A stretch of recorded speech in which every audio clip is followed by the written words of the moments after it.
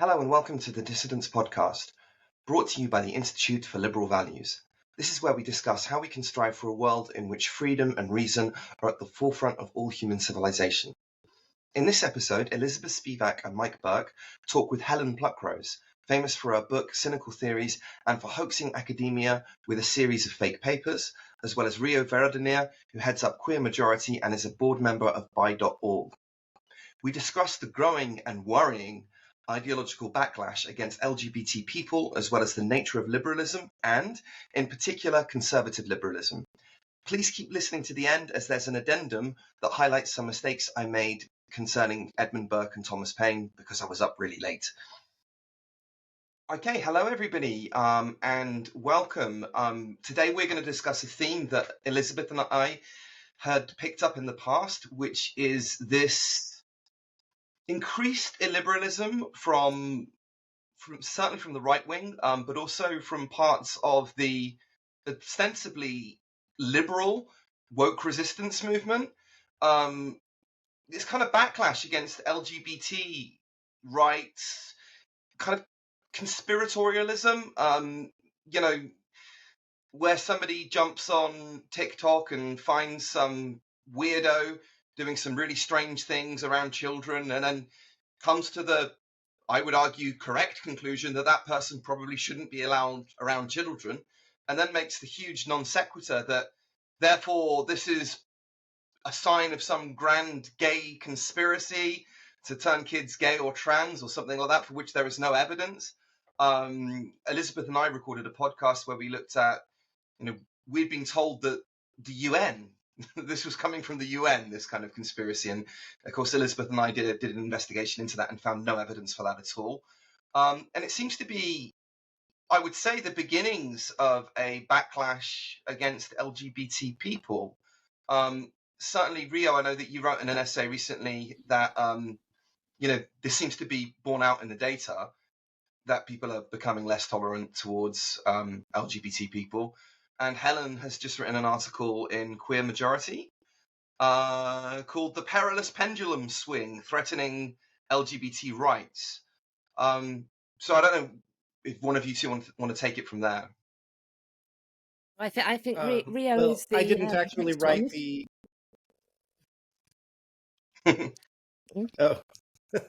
I didn't actually write the essay that you referenced, Mike. That was we've published a few essays on that topic at Queer Majority, including Forgive me. Helen's. Yeah, but the part of the reason we published multiple essays on it is because the evidence for that pendulum swing that Helen is challenging in her essay is very strong. Unfortunately, support for same-sex marriage made enormous progress over the last few decades, got to the point where it had supermajority support around 70%, which in our extremely divided political time is quite remarkable. I mean, we can't get 70% of Americans to agree about the color of the sky, but we can get 70% of them to agree that same-sex marriage should be legal.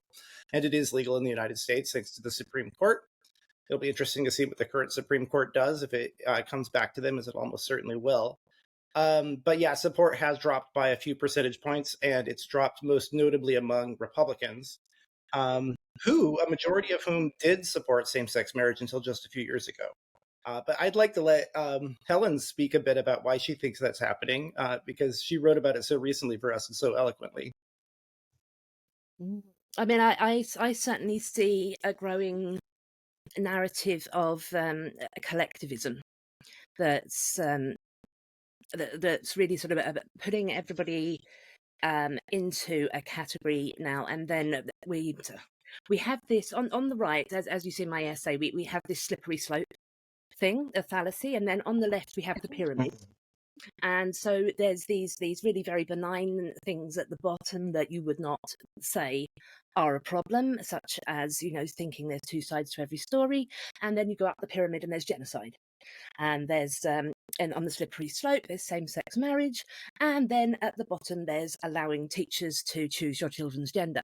Now, obviously, these don't match up, but people clumping, collectivizing everybody else and this is happening with discourses as well. The way we talk about things, if you make one argument, people will tend to assume that you have a whole range of them, and they can argue back into any part of that discourse. If you are anywhere on the LGBT spectrum, then you can then be criticised and held responsible for any authoritarian behaviour, group, organisation allegedly supporting people on any other part of the spectrum. And this is, I think, particularly worrying, and we're seeing it an awful lot at the moment in the debate between the gender critical feminists and the sort of more liberal trans activists, when the gender criticals will often just say women think this, men did that, and I will often be told women want this, and have I stopped being one?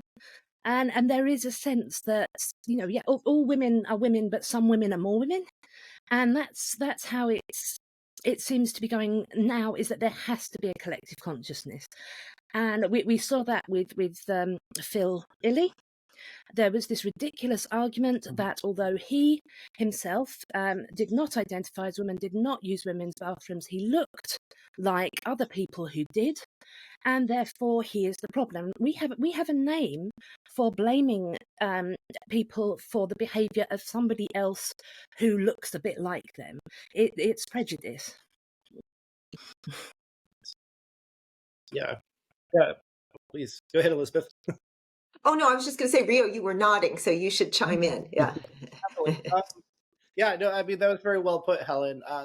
That's actually probably the single biggest challenge that Queer Majority has faced since our foundation founded it in 2019. Our audience is growing, and I'm happy to say we're now among LGBT journalism and nonprofit websites. It's now number 18 in the world, which is pretty good. But I mean, frankly, it should be number one. Bi people are the majority of the LGBT community by a rather wide margin, but we are largely kept out of most LGBT organizations. And the people who are running most LGBT organizations are extremists who mostly do agree with hook, line, and sinker with critical social justice ideology, which Helen is one of the world experts on. But yes, I mean, even before I read your brilliant book, Cynical Theories, Helen, I was convinced that ideology was terrible for the movement because I saw evidence of it causing a backlash and just begging for a backlash, frankly, all around me. And when the left uses identity politics of an illiberal variety, to be clear, liberal identity politics is how we made the progress we made. That's fine. But of an illiberal variety, when they start lumping groups together and speaking on behalf of all LGBT people as if we're all extremists like them, even though most of us are not, it's welcoming a backlash, because if we are speaking about ourselves as a monolith, then why can't our opponents? Mm-hmm. So one of the things, Helen and I actually talked yesterday a little bit about this. We were talking about sort of the demonization or the sort of idea of contamination, or there's this sort of like emotional response to something that is contaminated, and that also seems to apply now to ideas. So if your idea is a little bit contaminated, then therefore it must be evil, wicked. It must be removed from all discussion or whatever. And it seems like even within what we would have traditionally called liberals, who are now extreme, they also, that side also, it isn't just right wing who are that are concerned with purity.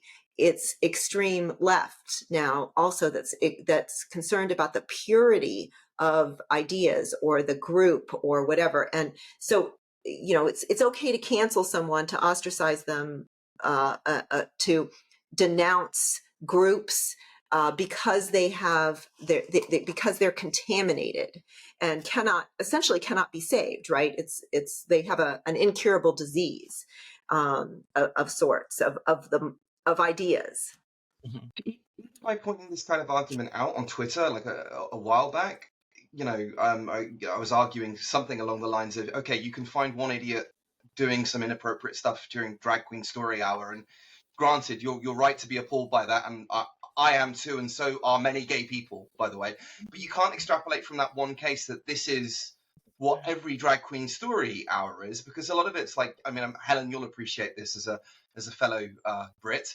Pantomime's been part of our culture since the early 19th century, and arguably that's even more sexualized than Drag Queen Story Hour, right? Because you get these blokes with the large boobs and the rotund asses, and yet none of us have been traumatized by that, and so it's reasonable to suspect that there's nothing up there.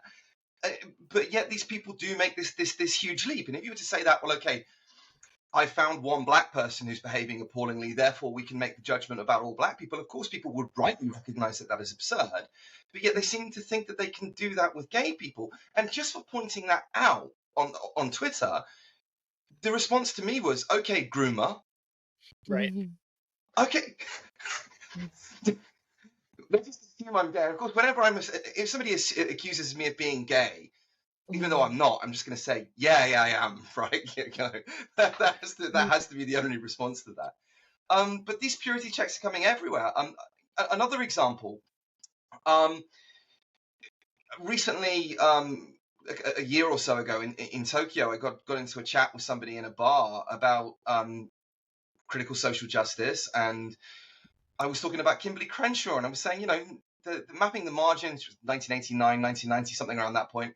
It's actually not a bad paper. You don't have to agree with all of it, but it's quite an interesting read. It's well written, and the ideas are worth considering. And if you want to go and rebut critical social justice, you really ought to understand the key texts. And this is one you should read. And this person tried to punch me, and he started accusing me of being woke. So it seems to be coming from all over the place. I mean, yeah, obviously we've seen it from the left, and that's been obvious for ages now with cancel culture. There's an earlier form of it from the right, but now I'm starting to see it with people who identify as being liberal opponents to critical social justice. It's very, very worrying.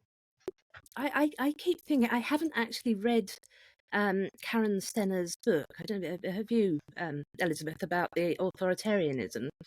I've seen her talk about it. I've read John Haidt talking about it, and he's expanded on the arguments. She'd done some very dense studies of an authoritarian button when, as societies liberalize, as we have a sense of security, we move further away from sort of the conservative collective values and more into sort of emancipatory, liberatory values, rational ones, and we start sort of caring more that people have individual freedoms for themselves as well. And if an existential threat occurs or one is perceived, then the survival values that Jonathan Haidt was arguing, that's how he put it, come back to the fore again. And from our ancestral path, this is when we close in, we get rid of dissenters in the ranks, we sort of bunker down, we regard everything as a threat to self-protect. There isn't any, of course there is some, but we move right away from the unit, the individual as a unit of society, and it's about us and protecting us. And I think that is what that's a reinforcing thing that is happening at the moment, as some people have closed in and other people have felt threatened.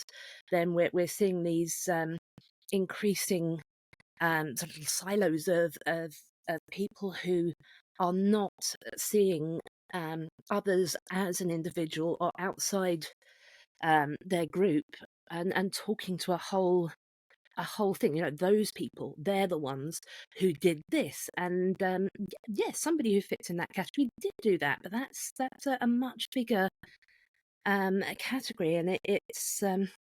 I mean, today I've just been writing because Megan Murphy, the gender critical feminist who used to really be quite uncompromising, and then she softened and was open to more ideas. I'm disappointed today because she misrepresented Julia Malott, a trans woman who's been helping to point out problems with poor services for gender dysphoria youth.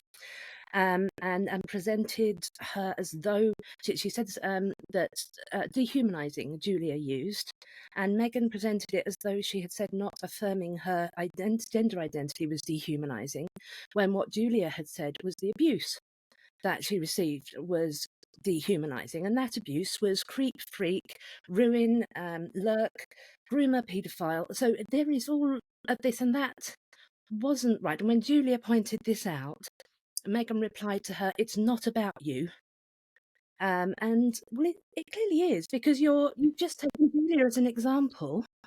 Who else is it? But you can't use Julia as a token for other people who may look like Julia, in that they were, on the they were born male and they identify as a woman. This is, apart from being deeply unethical, it's really, really counterproductive to achieving goals. Yeah, it's as if the punishment, whatever that is, whether it's calling someone out or or worse, because I heard that too in being canceled. It's like, well, it's not just about you. Like, we're making you the poster child because we want other people to see how bad what you're doing is, or we're making, and so I feel that, I mean, I think that's a separate, maybe parallel aspect of this, of what happens when, you see someone's like, I must call them out. I must expose them, because that's going to discourage other people from doing the same. It's the, sort of a punishment, model, a justice, a traditional justice model, right? That if we make it the death penalty, then people will, think twice before they shoot someone. So we want to make sure that we get that severe punishment. So I see that also in cancellation in general, but also, like you said, it's showing up in the in the gender issues, also calling people out to almost to make them a poster child for what's wrong with them. So that not about you. It's not about you. No, it is. You made it about me, whoever the me is, Yeah. One of the big signs that a backlash was coming, one of the things that really got me worried was the reaction to Dylan Mulvaney on the whole Bud Light thing. Now, Dylan Mulvaney strikes me as an idiot, right?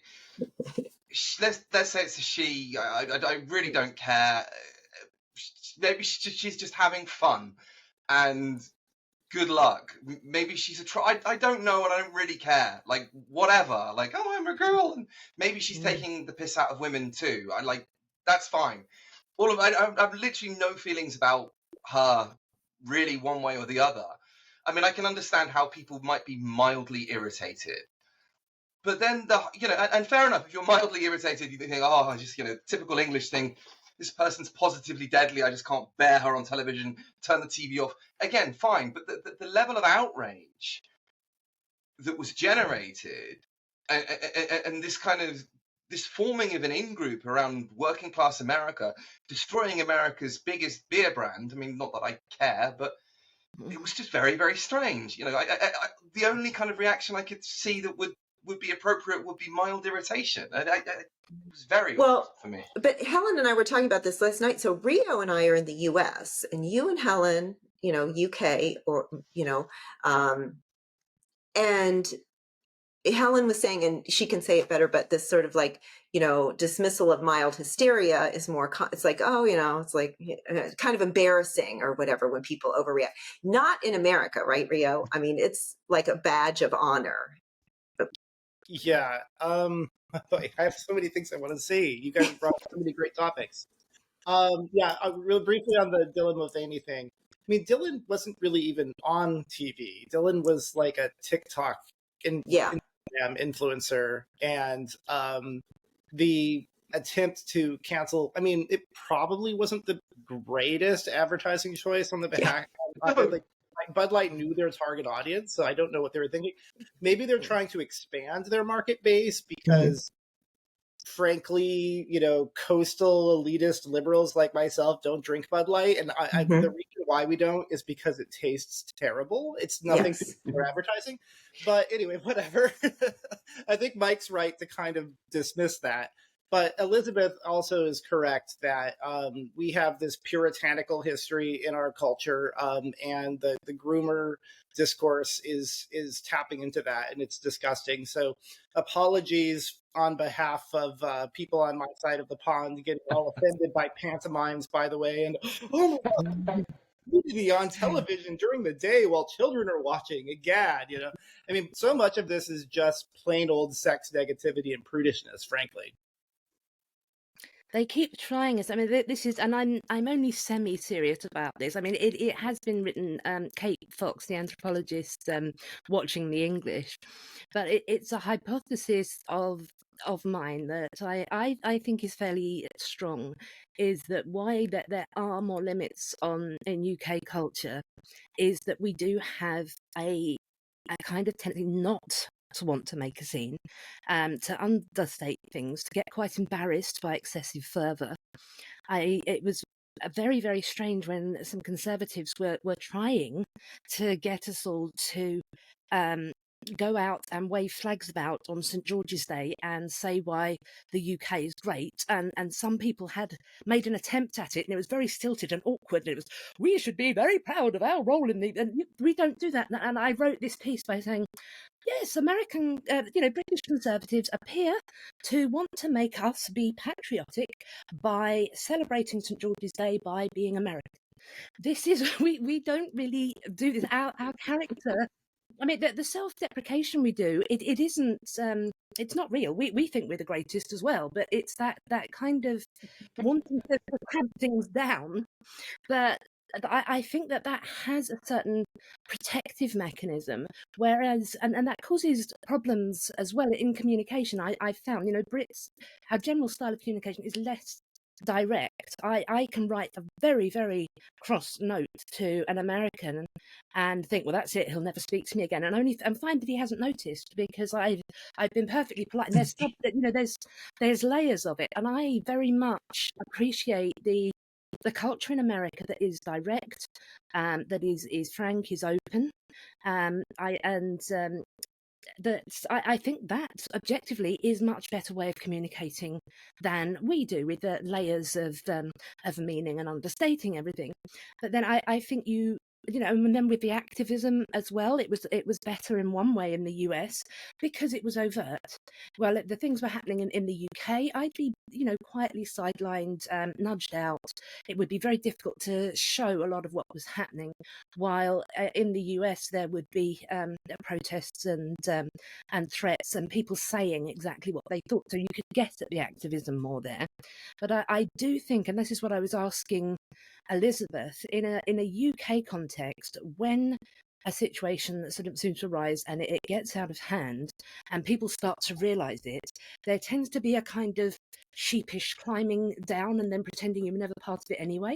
And I see that sort of happening in various circles at the moment.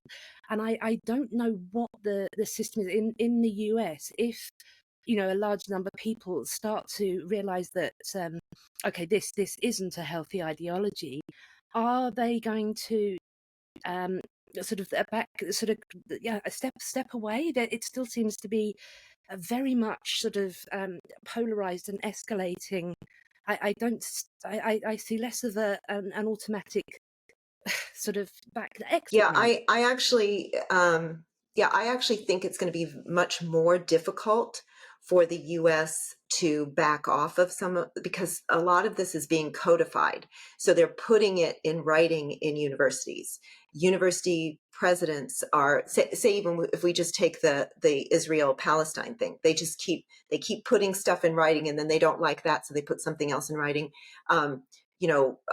Social justice kinds of, whether it's critical race theory or not, things that reflect those values are being codified into contracts, into union contracts, into hiring procedures.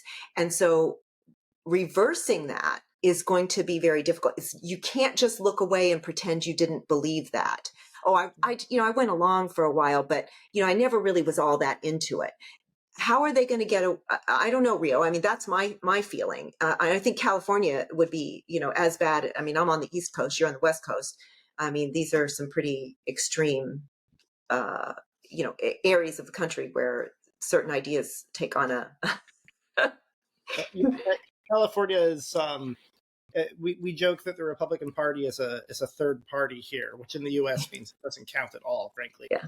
It's basically like liberal Democrats versus more woke Democrats is essentially what the fight's happening in California. And when it comes to economic issues, the liberal Democrats tend to win, but on the cultural issues, we are not necessarily winning as much as we should be in the Democratic Party in the U.S.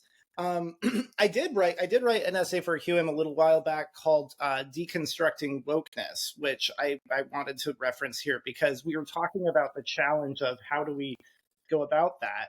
And one of the challenges that we're facing is that most of the people, at least in the US, I've noticed, who, and in the article I reference polls and stuff to back this up, the vast majority of people in the US who seem to support critical social justice, in reality, only kind of support it. They're what I call dissonant liberals who are a bit confused and they think they support all kinds of social justice. It's all great, right? Liberal social justice, critical social justice. Why can't we all just get along and support all of it? Persuading them is going to be a matter of helping them realize that the critical approach is incompatible with their liberal values because, again, the polls show the liberal values are dominant in that group.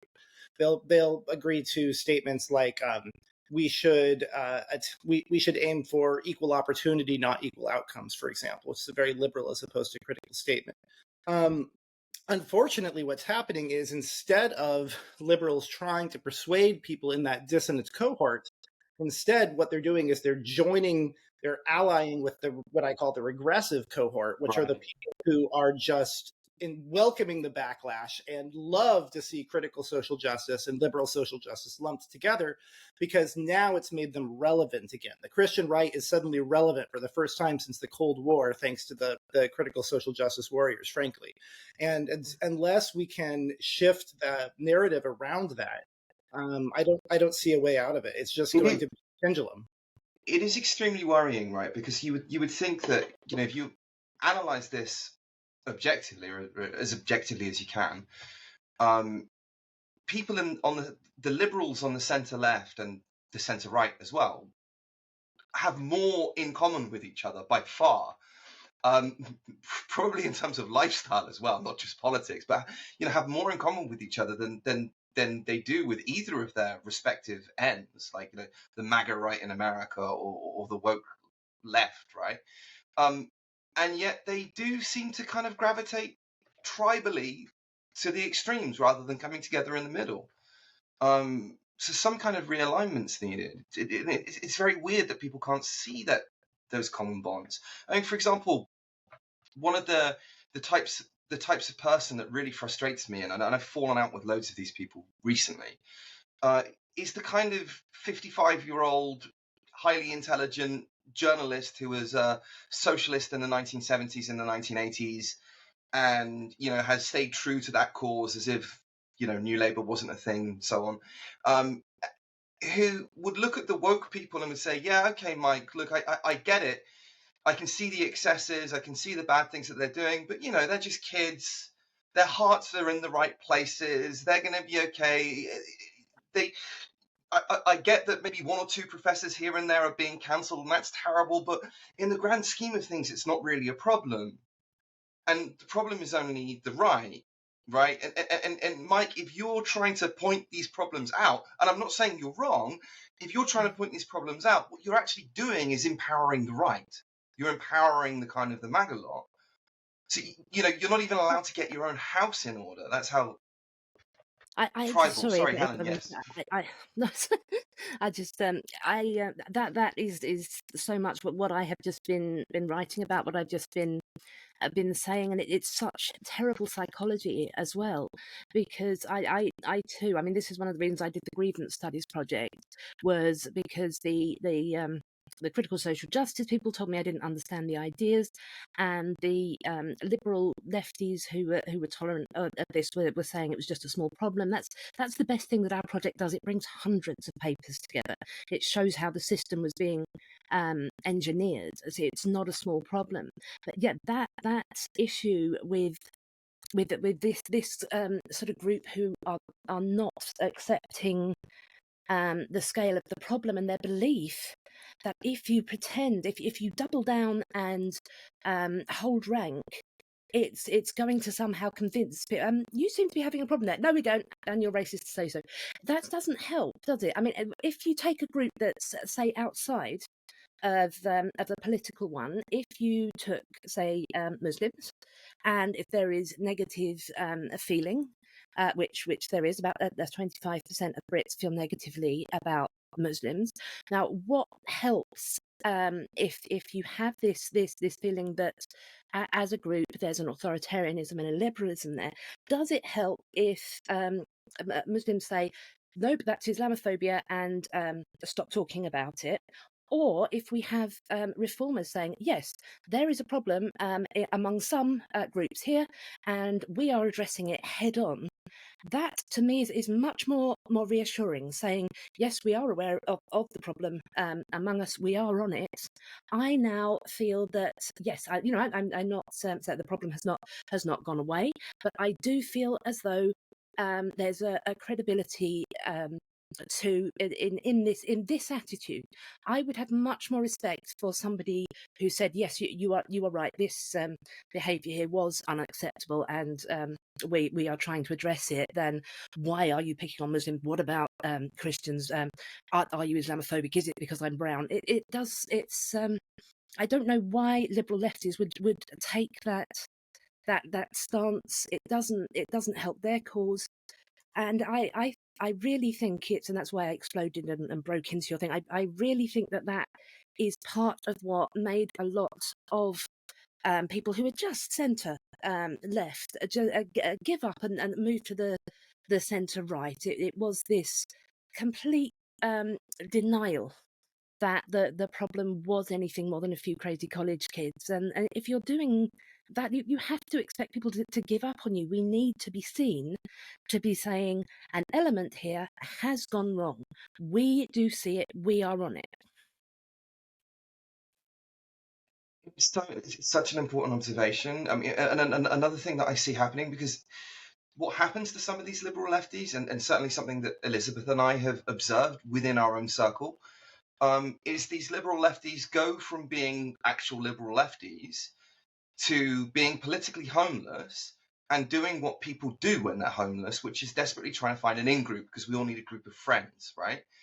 And finding an in-group with conservative Christians. And there's nothing wrong with that, by the way. If you want to be friends with a bunch of conservative Christians, go ahead. But then what they do when they become, some of them do when they become friends with lots and lots of conservative Christians, is so slowly all of their viewpoints start to align with conservative Christians, right? And so this is why, and I think this is tying in with something you said, Rio, this is why we're saying that the resurgence of this kind of this homophobia coming through. It seems to be that these liberal lefties have found an in-group with conservative Christians, and slowly over time appropriated their ideas as part of their own. It's very, very worrying.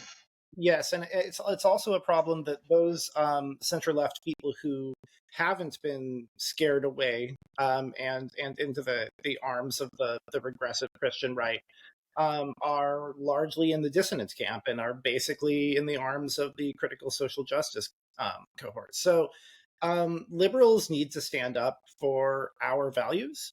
I mean, Steven Pinker speaks very eloquently about this in Enlightenment Now, but basically the problem is liberalism has kind of just become background noise in the West, and people have taken it for granted. To the extent that the term groomer is appropriate, it could be used to describe people who are intentionally indoctrinating young people in critical social justice ideology. And I know Helen's co-author of Cynical Theories, James Lindsay, has used it to mean that. I personally have problems with it because of the fact that of the association with groomer as an accusation levied against LGBT people. And this seems like a good time to remind people that most pedophiles are straight men. statistically speaking. But yeah, I mean, critical pedagogy is a problem, and I'm convinced it's part of the reason that that Donald Trump got elected, frankly, because the average high school student doesn't really understand the ideas behind critical social justice in any detail. All they know is they've been indoctrinated to distrust democracy and to distrust the free press. Thank you, Noam Chomsky. And so because of this, they just grew up cynical. And they take liberalism for granted. They take liberal institutions for granted at best, or are actively hostile to them. And some percentage of those students are going to be socially conservative, or are going to be brought up to think of themselves as Republicans. And then when someone like Donald Trump comes along and does the alt-right version of critical social justice ideology, they're going to get everybody's attention, and it's really gross. So I think the solution needs to be to think about Karl Popper's paradox of tolerance, rhetorically speaking, but in a much broader sense, right? So Helen's example of Islamophobia is the problem with that, of course, is when you accuse someone of being an Islamophobe simply for criticizing illiberal aspects of Islamic doctrine, you're tolerating the intolerance of Islamism specifically, of politicized Islam. And when we tolerate the intolerance of critical social justice ideology, which demonizes men and straight people and cis people and white people and Jews, that's a huge problem. So I think liberals need to say, hey, all perspectives are welcome, but we have to draw the line somewhere, because if we tolerate intolerance, then the word tolerance becomes meaningless. And so we're going to push back, at least at the level of rhetoric, and say you are not allowed to infiltrate our liberal institutions for the sole purpose of burning them to the ground, and to use liberal values cynically against liberalism itself. One of the big problems there is that the four of us are quite different, right? We're not conflict averse, but most liberals think that liberalism means being nice, you know, and they're not wrong to a degree, right? But they're, you know, oh, somebody's a bit cross over there. Well, maybe it's because they had a bad upbringing. You know, maybe it's true to a point, but if you're coming out with really intolerant stuff, and, you know, Popper kind of, his observation was kind of like, we shouldn't, just because somebody's coming out with something intolerant doesn't mean that we need to really react strongly against it, right? I mean, if you're goose-stepping to Wagner in your back garden, is the example I always use, and your audience is one homeless person, we don't need to lock people like that up. We can just laugh at them, right? But it is, you know, we do have a genuine threat in terms of Islamism. We do have a genuine threat in terms of critical social justice. These things are doing plenty of harm. The evidence is out there in spades. And yet it's really, really hard to get any liberals to get their spirits up to fight against it, to hold on to kind of Popper's idea. Yeah. I have this is what I'm writing at the moment, and I think this is the kind of apathy that is going on. It is coming really from two things. As Rio said, liberalism is sort of accepted as background noise, and if you look at how people talk about liberalism, that it's, you know, at root it is the idea that society should not oppress the individual unless the individual is doing harm. Now, when people speak about liberalism, as it's gone from an active concept to where, you know, we will not tolerate harm, to a passive one that seems to be, I have the right not to be imposed upon. So people tend to see themselves in the context of liberalism as the individual who must not be opposed on by society, and not as society. So this, I think, it comes to a negative view. So when you hear people speaking about liberalism, when you hear the people saying liberalism has failed, liberalism is too weak, where's this liberal society? And it's, well, you're it. And then that's everybody who is saying liberalism has died. Have you been doing it? I mean, if you haven't, if you've, they seem to, a lot of people seem to think that liberalism is something that exists in the air outside us, and they are looking around for it and not realizing that they are it. And if we take that very and this is what I've been writing to you, Mike, so I'm going off on one now. Oh, but okay. If we take that very simple that simple rule, so right at the heart of it is an individual should not be forcibly constrained by society unless they are hurting someone. That is a really fundamental issue, and we say yes that people aren't willing to stand up, because what a strong liberalism does, I would argue, is as soon as we see any kind of coercion of anyone, there's a no. And we do still do that in some ways, I'm just about to argue. But the weak liberalism that we have at the moment is a kind of this is bad and somebody ought to do something about it. Why is there no liberalism anymore? So that's a much more sort of passive thing. And I think if we can, the thing to try to get at here is to try to make it's almost a conservative idea that I'm developing here, is to try to make liberalism Ooh. feel less like a right and more like a responsibility. And as you said, I know that we're not all combative, that we're conflict averse, but in some ways we're not. I've given the example, and I have receipts. I have sources for her, as a young woman who arrived from India. And she, to her, because she'd been in a rural part of India, to her, a very, very liberal thing that she was aware of was that she could go to the shops on her own and nobody would ever sexually assault her. And to her, the idea that a sex offender wouldn't even try to assault a woman in a public place because he, or occasionally she, knew that the response from the public would be that immediate no, that liberalism is supposed to be doing. You know, our sex offenders, they if they're stranger, they go into dark alleyways. They have to do this on their own because there is a consensus of no. And so this young woman, defamiliarizing the individual must not be coerced against their will for any reason, to this very fundamental, women have the right to go shopping without being sexually assaulted. That's a very, very low bar for a liberal society, but that is at root the same principle. So if we apply that there and we see that we do still have that liberal principle, is there, I mean, would any of us, but we're emboldened in it. I know, and you all will probably know, that if a man were to grab a woman and start putting his hand up her skirts, then intervening on that, shouting, calling for help, telling him to stop, is going to be seen overwhelmingly as the right thing to have done. The problem at the moment is that liberal intervention is not always seen as the right thing done. It's not clear that by saying, no, you may not make people learn these theories, you may not make people affirm these ideas, you may not tell men that they cannot wear dresses. That's where the thing is, there's a reluctance to go against what Mill would call a prevailing opinion, and that is what we need to try and get at. You're channeling a little bit of Edmund Burke in there as well, I think. This is kind of like, when you're going down the slightly conservative way of thinking, I think one of the things that is really, really missing is a sense of gratitude. A sense of gratitude for the progress that has been made in our countries, right? Right. No, but that's fine, because a conservative, okay, going back to Burke's time, right? Edmund Burke's time, he was a Whig. He wasn't a Tory, right?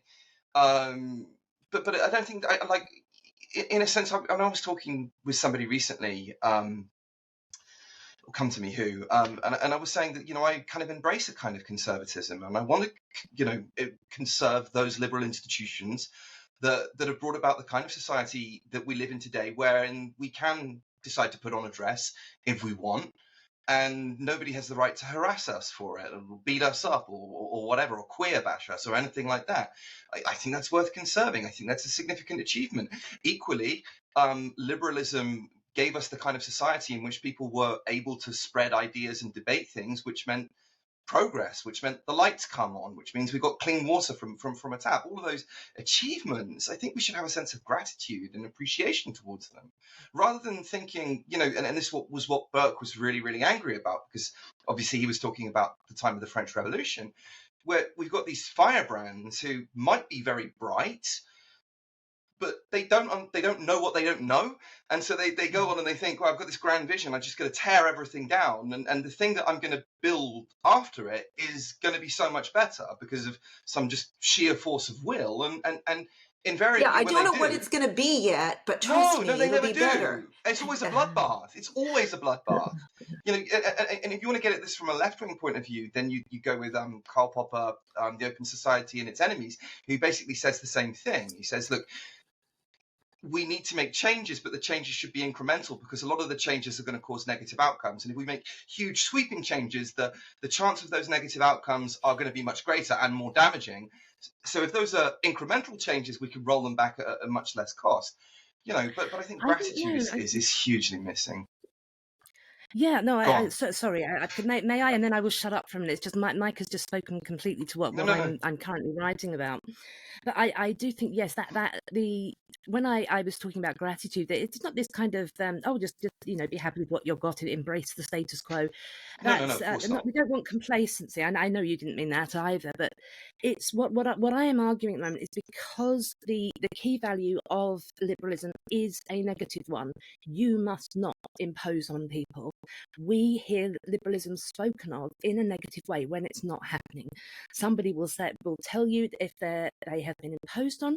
They don't, as a general rule, wander around saying, I went out and absolutely nobody attacked me. I had a conversation and nobody tried to force their views. If you have an expectation that you have a right not to be imposed upon, and then you are not imposed upon, you're not likely to mention it. And that was what struck me when this young woman, she was a lodger for a while, was actually coming from a different. She was remarking that she had been out and she'd been wandering around quite freely, and she didn't have to fear when she's in a public place being sexually assaulted. And I think that's, yes, we don't have a lot of discussions about the liberalism that we still do have. And I don't want to settle there and get complacent, but looking at the freedoms that we have, trying to talk about them a bit more rather than the ones that we don't have, are then sort of combined by trying to get people to see that liberalism can only be strong if they are doing it, if they are part of it, that they are the system. And those, I think, after looking at these two findings, they did seem, and to appreciate what we have, and see it more as more of a responsibility than a right. And this really is quite a conservative view on liberalism. But as you were saying, Mike, with incremental change, I think some changes have got to be quite radical now, because if they're going to go into law, and that I very much want their secularism to be expanded, and that would really have to be quite a sweeping thing. So if somebody is having to write a diversity, equity, and inclusion statement to get a job, that person should then have the same rights as a Jew who was asked to recite the Apostles' Creed or something like that, and have this enshrined in law. You may have these beliefs, you may express these beliefs can be included. Generally, nobody else has to have them.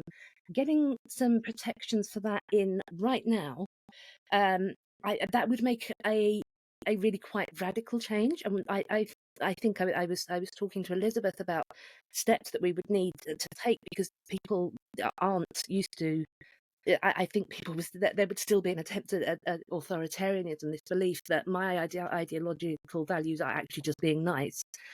But I don't see a sort of gradual way, and I don't think a gradual way would be beneficial of getting people to stop being authoritarian. That's a really radical just no thing. But I don't know, what do you think? How much backlash would there be if legislation was involved, which just said if you are found to be imposing your ideology on somebody else after they have told you clearly that they do not believe what you do, then you could be breaking the rules of your employment or your your sort of leadership in academia, or you could be harassing people because you are not doing that.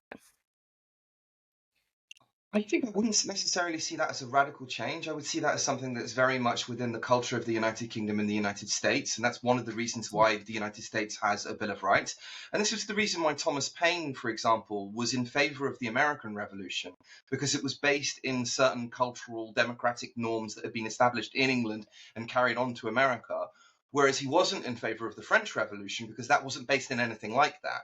And so he saw that the American Revolution would go on to produce a successful society. So it might be a big change, but it is framed within certain practices that are already familiar to us.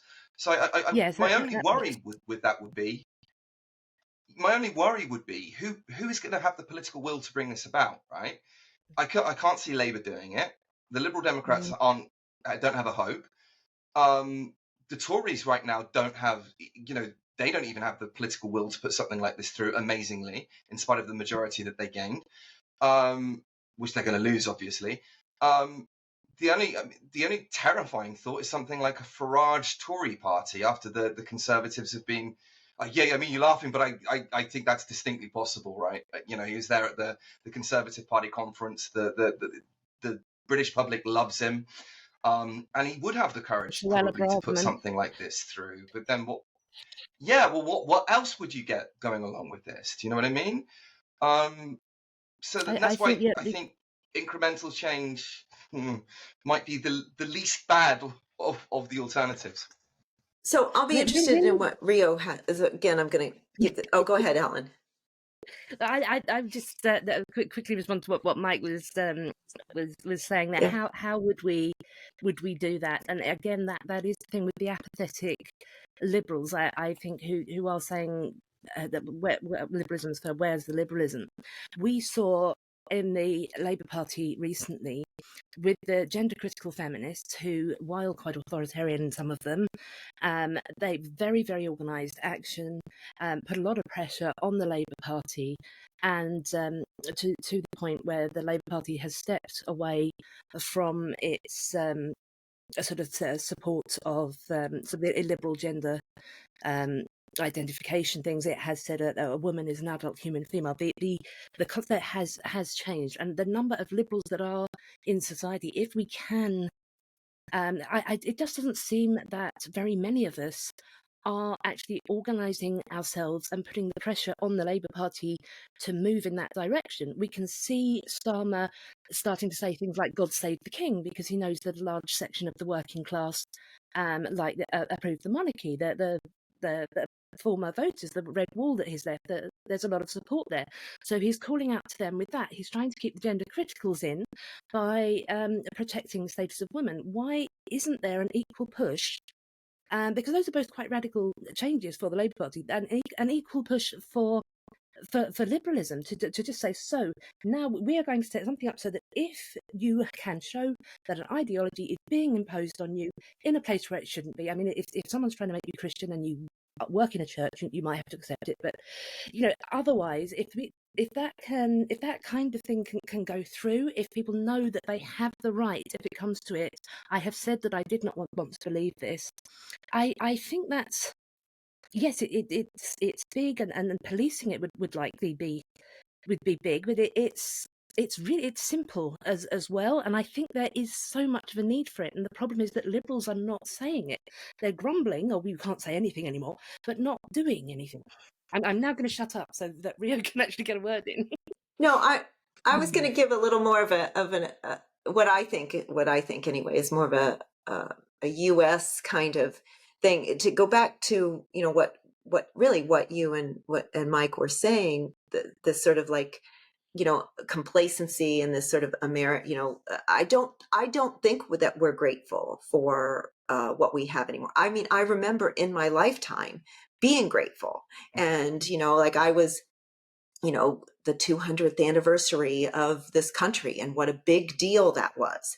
And, everybody went to the parades and decorated, I was 12, decorated their bicycles. And, it's like we all got in on it. And there was this, this sense of patriotism and gratefulness. And now I do think it's more complacency. I think that, again, I'm at a university, but what I see is a complete disregard, complacency is the best word I can think of, for, say, academic pursuits. Well, that's still going to be here. That's been established. That's old news. We've got that.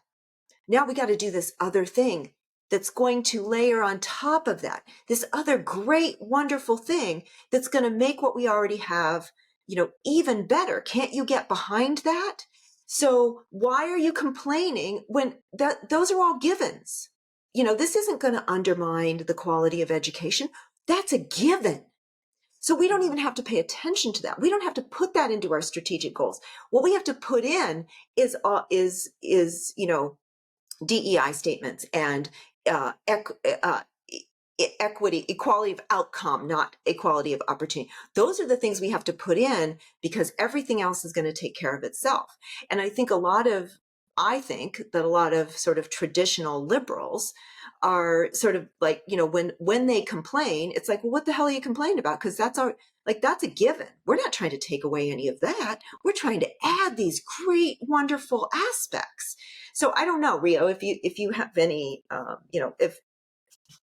comment on that. I mean, from the United States perspective, because of the fact that we have secularism well enshrined in our Bill of Rights, I agree with Mike that it would not be radical. And what needs to happen too, what's lovely about this is, to Mike's point, if one party, say the Republicans, were to try to pass legislation along the lines that Helen suggested, which I would fully support, then the Democrats would oppose it for no reason other than the Republicans want it. But what could happen is, if it's challenged in the courts, if DEI statements in organizations, nonprofits, and for-profits are challenged, if critical pedagogy in public schools or universities which receive public funding are challenged, especially DEI statements, as opposed to being one idea that's being discussed, which of course is perfectly fine and good in academia. If that were to make its way up to the Supreme Court, I suspect our current Supreme Court would be open to the argument that, on the grounds that that is religion, that it should not be permitted in public institutions in the United States. I mean, critical pedagogy was Helen's co-author, James Lindsay, has written about this quite extensively. I mean, it has roots in Catholic socialism and liberation theology. It's explicitly religious. But you can also make an argument that critical social justice more broadly is religious in nature, because of the fact that it checks so many boxes for what qualifies as a religion. John McWhorter has argued that it's literally a religion. So I think that lawyers could make that argument and back it up with sound argumentation if they needed to. I want to say what you said, or speak to what you said about ingratitude, Elizabeth. Unfortunately, I think it's worse than ingratitude. It's active hostility. I mean, it goes from complacency to ingratitude to hostility, and it does come from critical pedagogy. Why are we ungrateful? Why are we ungrateful for the progress that we've achieved in the West? Well, because we were so afraid of indoctrinating kids in kind of a conservative vision of the West, where we're perfect and nothing is ever wrong. We went too far the other way, to take it back to Helen's pendulum metaphor, right? We went too far the other way, and now we're doing the opposite, and we're indoctrinating people into thinking that the West is the unique evil of the world, and that all of the world's problems are our fault, and that's actually further from the truth than the conservative vision, frankly. We should also point out too that liberal democracy differs from illiberal democracy in the sense that it's not just anything goes. It's not, if a majority of people vote to put Jews in an oven, that doesn't mean that it's okay. This is a basic principle of liberal democracy. There are exceptions to the majority rules standard in a liberal democracy. And so both right and left, conservative and progressive, should be classically liberal in the sense that we're discussing here. And part of the challenge that we're facing is that both parties in the US and to some extent in the UK, although you guys have a more complicated parliamentary system, have been captured by illiberal elements. Helen is so right to point out that conservatism, in a way, is about preserving liberal institutions. I'm thinking about a debate that happened in Toronto, I think, between David Frum and Steve Bannon. This was during the Trump administration. And David Frum said, what conservatives have sought to preserve are the fruits of liberalism. And this new MAGA trend, this alt-right trend within the GOP is abandoning that aspect of conservatism and is embracing a more kind of fascist style of conservatism, which I would describe as regressive and not conservative. But at the same time, to Elizabeth's point, which you said so beautifully, liberals can't be seen as, whether you're on the left or the right or the center, liberals can't be seen as merely defending the status quo and merely defending liberal institutions. We also have to proffer liberal reforms for progress so that we're not perceived as opponents of progress either. And threading that needle is what's needed rhetorically and in terms of policy. But I do see some hope through the courts in the US, at least. I don't know if it's idealistic when you were talking. So you really, no, I was just going to say, so you really think that, what do you think California would do if, so somebody takes the DEI requirement, which in California is, the University of California system is, being used. So I don't know if, Helen and Mike, you may not know this, but when people apply to the University of California system, it all goes to a central location, and DEI statements are used to screen candidates. So a university, a department does not even see an application until it has passed through this screening process. Okay, so it's a whole different level. So you really think that, Rio, that if somebody takes that to court, and there's some examples that Inbar, who got rejected. Okay, so say he or his, they take it to court. So you really think that California would stand for that? Do you think they would follow? What do you think California would do? I think that I'm not really legal. I know. We're just speculating here. Yeah. If it made it up to the Supreme Court in the United States, that is an argument that could ultimately prevail. It's just going to have to work its way up. I think California would fight pretty hard. They would do a similar thing that they've done on the environment or something, where they would sort of start to break away in ways that they would find, ways around. Gun control, similar kind of thing, where they found creative ways. But anyway, I digress. Go ahead, Helen. Sorry. Oh no, I just got I've remembered. Yeah, so when Rio was talking about recognizing critical social justice as a religion, I think there certainly are that there are grounds to do that, but I wonder about it, because so in the UK things are only 25% of people believe in God. So, and I think in the long term, I'm not sure how America is going to go, but what religion is a subset of this kind of ideological, our social and psychological traits. And as things go on, we're going to see more and more of these ideologies that don't have a deity, aren't traditionally religious, coming up. And something, so I think, yes, if we could take wokeness and put it in there as a religion, that would add to this. But trying to get in something which is just more general, because I would say, and I have argued before, that I don't see why the deeply held beliefs of non-religious people shouldn't have the same protections, and other people have the same protections from them as religious people do. I mean, if, for example, my boss has a very strange belief that the bin in the corner, that there is a you have to pay homage to it every morning, because it's sort of it's controlling the safety of the building, and as you come in, you must genuflect, you must make an offering to it, confess your sins, and that isn't under anything at all. But I would like something in there so that people, and I think most people would say this was reasonable if it said somebody told you that you must believe or say this. Did you make it clear to them that you do not believe this and you would rather not say it? If you have, then you have a case for being protected from that. Much more generally, and with very few.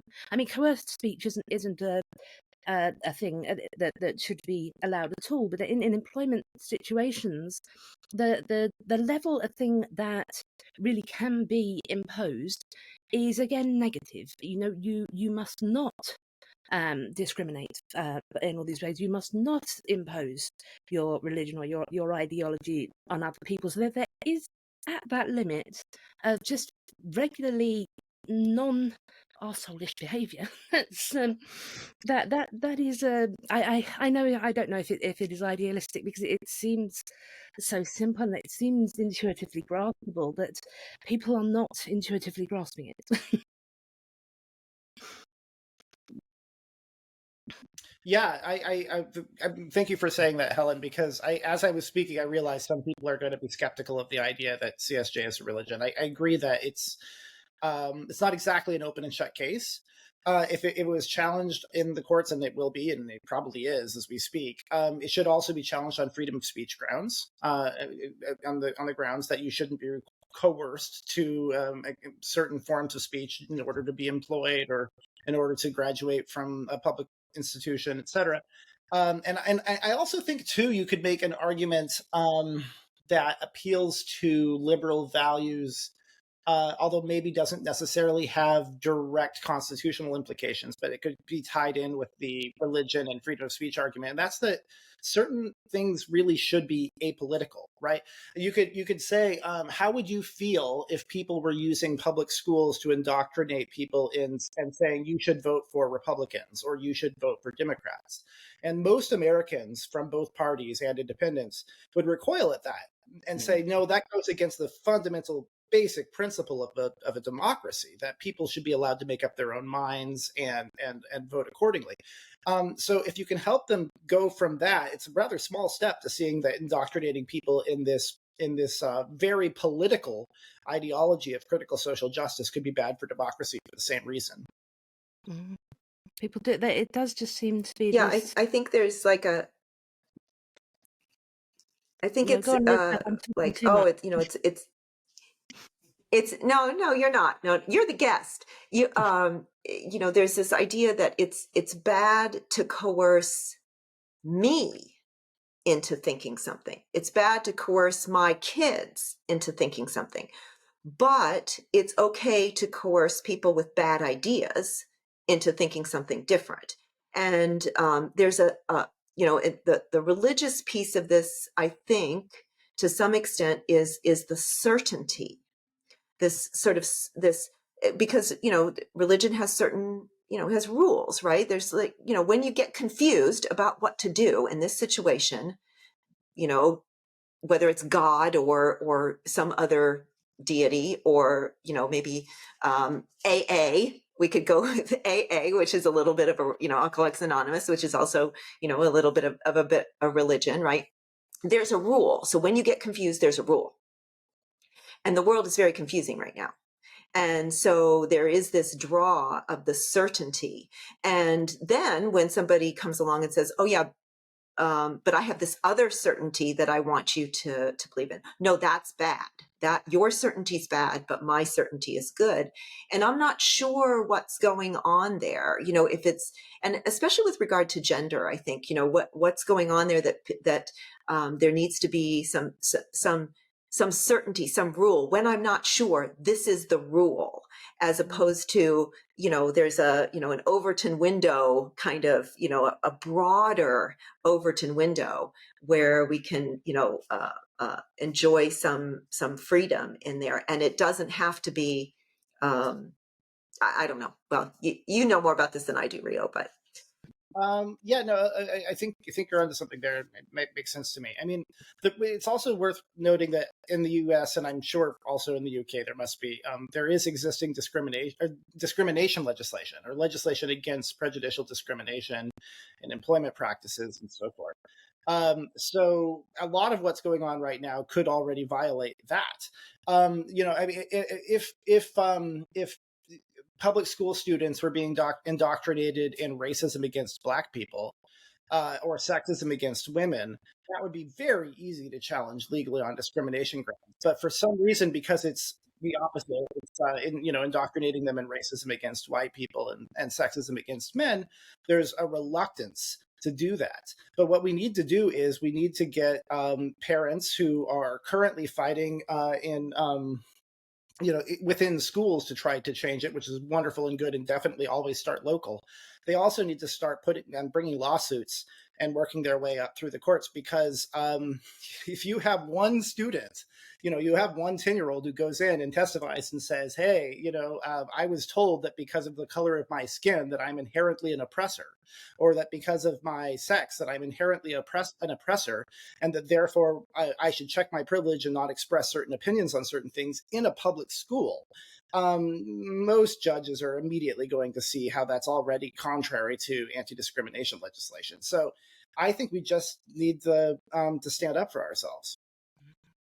This is what I think as well as Mike was saying, it's already there in the system, and it's there, and so it doesn't, I think, feel so radical to simply assert this right to say no, stop that, to any imposition of authoritarianism. And this is, I mean, my book is going to be aimed mostly, I think, at American conservatives, because I find it very, very worrying that the one country that was founded as a liberal democracy, it didn't live up to it immediately. It never has perfectly, but this was the aim. Is now fatally confused about what liberalism is. The number of people in America who will not understand me when I say liberalism, and the number of conservatives who, even when I explain it, think it sounds a bit dubious, unless I say life, liberty, and the pursuit of happiness. And then these things crash together. So the idea, and they then often, your average patriotic conservative is very proud of the Declaration of Independence, the things that run through that. If we can show that that is the spirit of that, is fundamentally liberal. It was not applied. When it was written, all men were not created equal.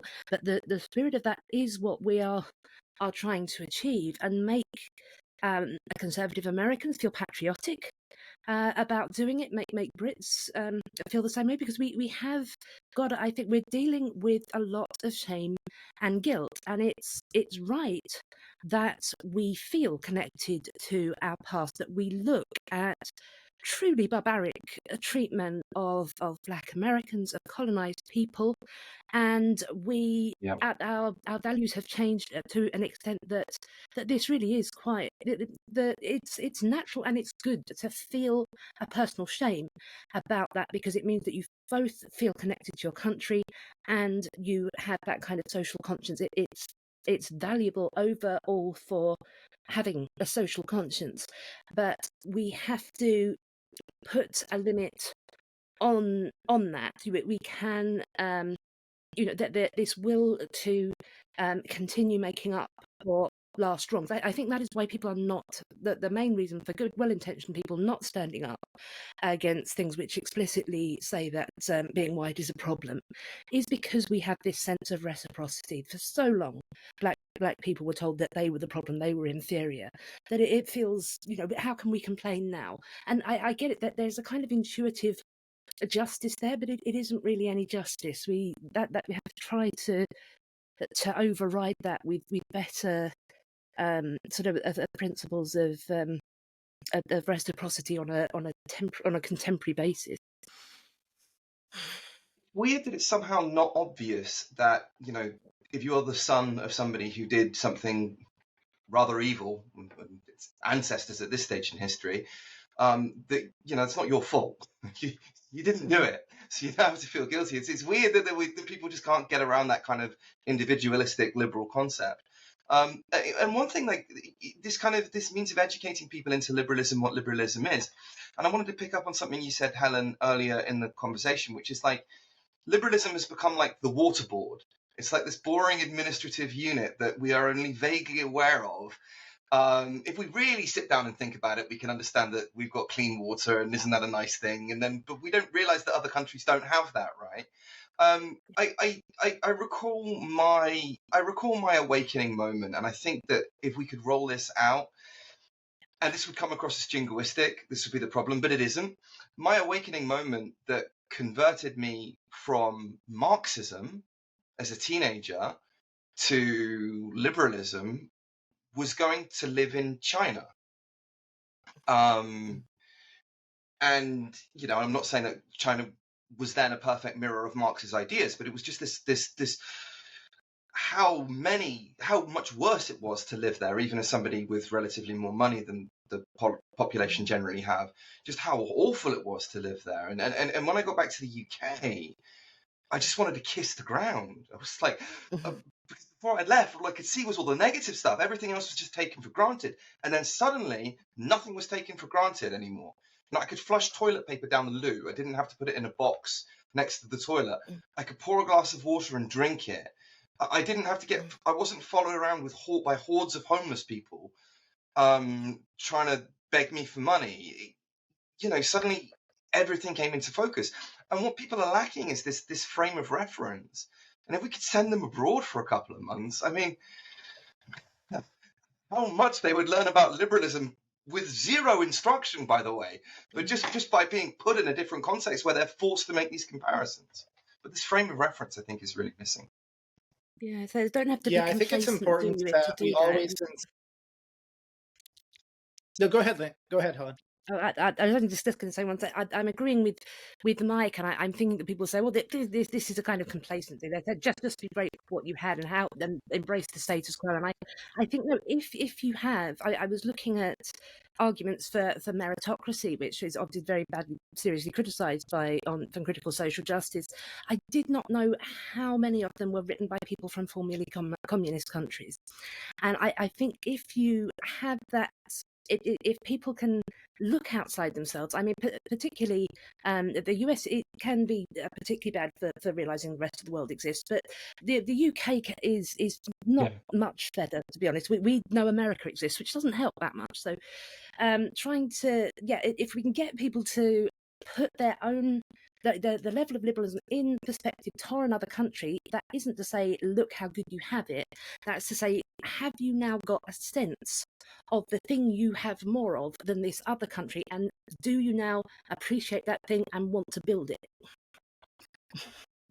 Yeah, something that I find is helpful is to always insist on comparing liberalism. Whenever I'm speaking to somebody who believes in post-liberalism or a pre-liberal conservatism or whatever you want to call it, insist on comparing liberalism to real-life alternatives. I always say, okay, well, what if not the liberal West? What system of government that exists in reality, not some pie-in-the-sky utopian fantasy, but in reality, is better? And then it's so easy to show how whatever country they choose pales in comparison to the liberal West.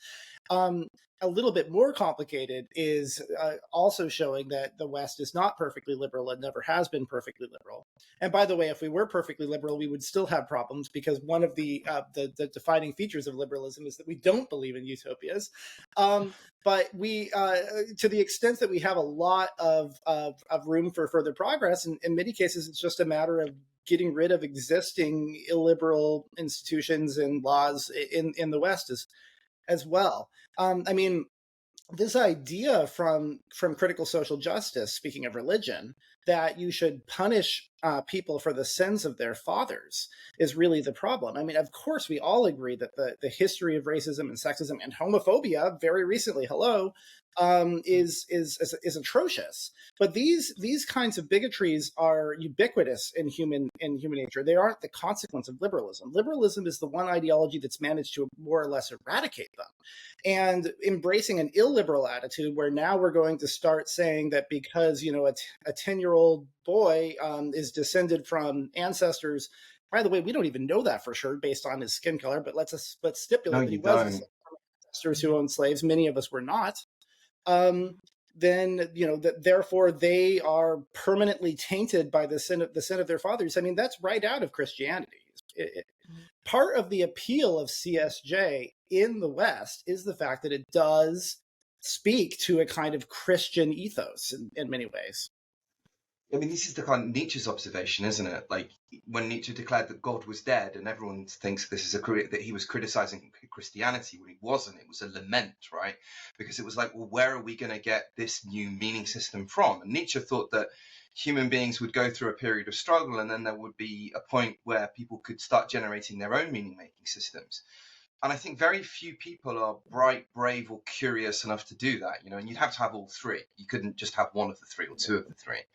And one of the meaning-making systems that's been generated is you're right, an inversion of Christianity, a kind of, you know, McWhorter calls it kind of like a Calvinist kind of system with the elect, which would be the woke. I mean, you know, I could critique that, but I'd be splitting hairs. I mean, whether or not you call it a religion is another thing, but it is this meaning-making system, and there are lots of very bright people at universities, you know, who buy on hook, line, and sinker with this stuff. And the funny thing is, and this is one of the weird things, and Helen, I'd be really interested if, you know, if you've had the same experience as me, that when I'm coming up against these academics often who invest their identities into this stuff and publish on this stuff, I much more often than not find that their knowledge is at best very superficial. And that when I find one of the few kind of critical social justice scholars that isn't superficial, that is thinking about things deeply, they're not cancelling anybody, and they generally have a problem with cancel culture. I mean, looking into the scholarship itself, I noted that there's, because I have obviously I have a knowledge of various concepts. I'm you know I'm as knowledgeable I think on these theories as the people who write the most complex papers now. But for our purposes, we were putting out papers every 2 weeks. And that is because you can just take something, apply it to a different context, add in another couple of things, bind it together, and it's done. And so when I look at some people like Alison Bailey with her privilege preserving epistemic pushback, that's what she's done. She's brought these together, bang, you know, it could be written in 12 hours. And so there is this. This isn't scholarship. This is recycling. Once you have enough of them, you just recycle them.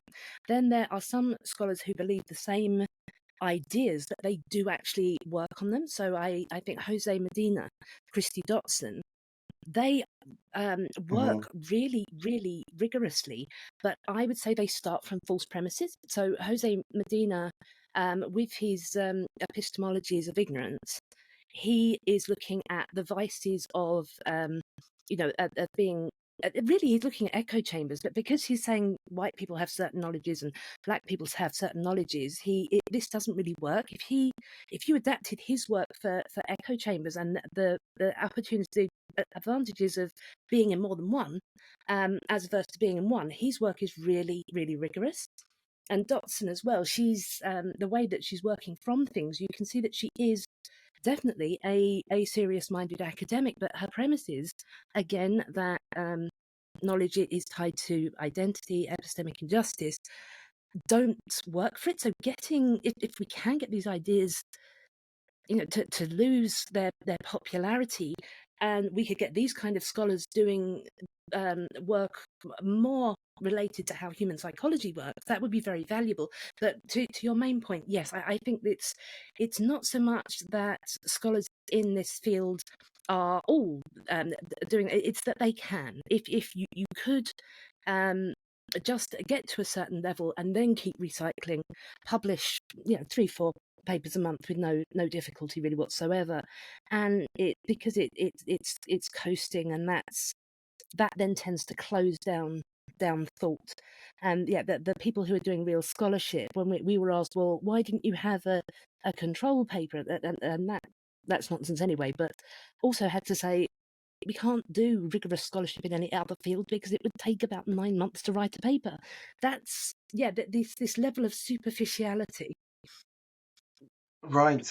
It's very, very, very frustrating because it seems that people are being rewarded with high academic precisions because they're superficial, right? Whereas the people who actually really want to think about things and put the effort and do something that's worthwhile are punished because of the extra time it takes.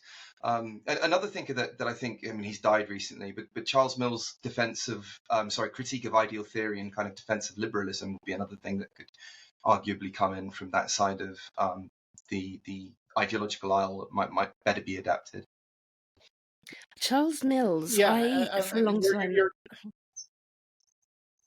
No, please. I just for a long time the way that contemporary critics use Charles Mills really doesn't match the underlying ethos of his work. There's this tendency to just take the concept of the racial contract, which is I think somewhat dubious anyway, and then sort of distill it down and imply it simplistically. So within sort of contemporary theories of race, Charles Mills is not done justice to.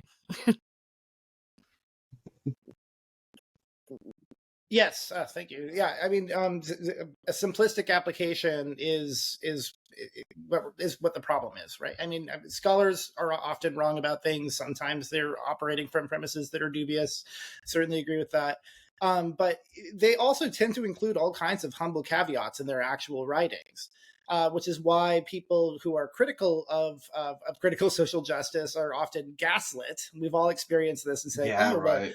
well, show me where where so and so says such and such." Well, you're not always going to find exactly that, because the fact of the matter is the popular memes that are informing critical social justice activists, most of whom haven't read the scholarship, do not include any of the humble caveats that the scholars themselves have. It really does become a kind of dogmatic, extremely doctrinaire way of thinking, and that is what we're dealing with. So this is a really important point. If only they were reasonable. No.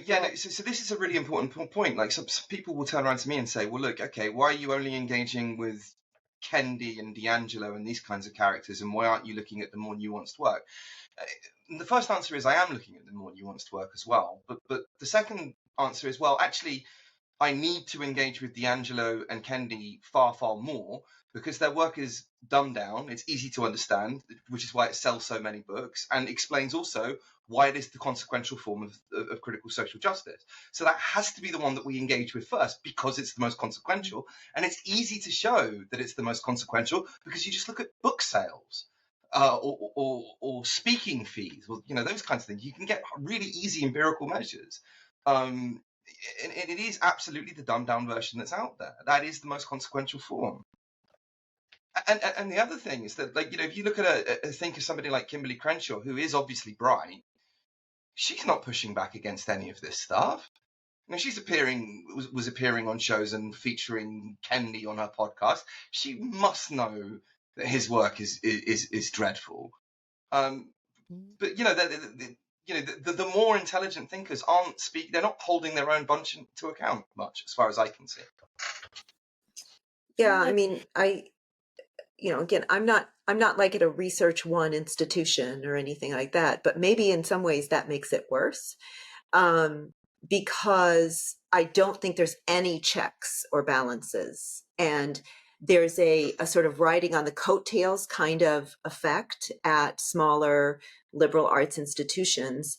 And I'm sort of wandering into something I don't know a ton about, but there's a whole area of the history of science that talks about boundary work, and how, so like, just a silly example, COVID-19, all of a sudden everybody's research has something to do with COVID-19, right? So they encroach, right? There's sort of an entryism kind of idea into another area. And so this seems to be this critical social justice and just, social justice movements in general seems to be this, it's like all of a sudden anybody in any field can claim a little piece of the boundary, right? And sort of starts, and there's we can get tenure just by, as Helen says, producing a few kind of papers where it's like, oh, critical social justice in physics, critical social justice in, what geography. And so, and you can get your publications, and then you put that on your Vita, and you submit that. You can do the same thing at conferences, which are demanding now that when you submit your papers to conferences, that you address how your research either addresses a social justice issue, or how your lab, you might say, oh, I have this diverse lab, or, we have this many, students that are doing this kind of work.